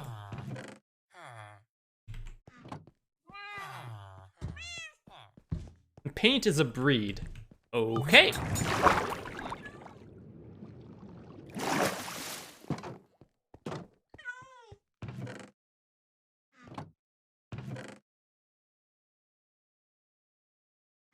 Again, not a horse girl. I'm still learning.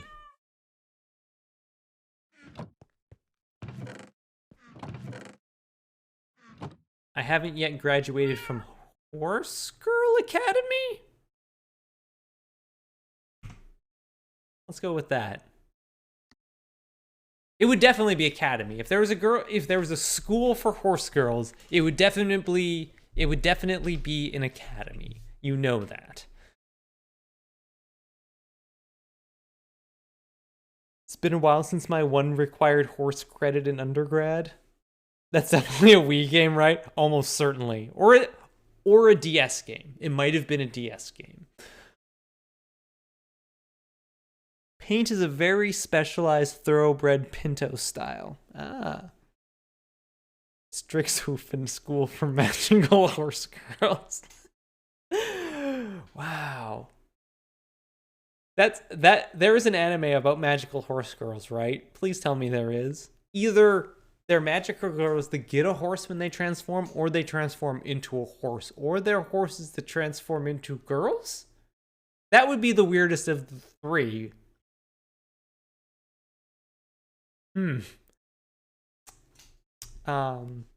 Anyways. Okay. I'm loopy and tired, and I'm going to bed. So everybody, have a good night. Thank you all so much for hanging out.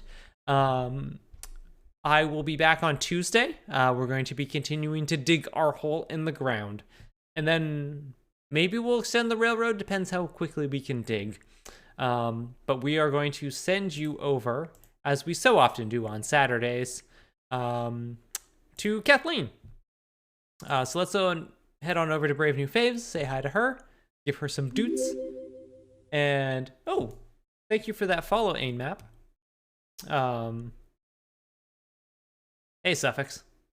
You're just in time. And so I will see you again on Tuesday. Have a good night, chat.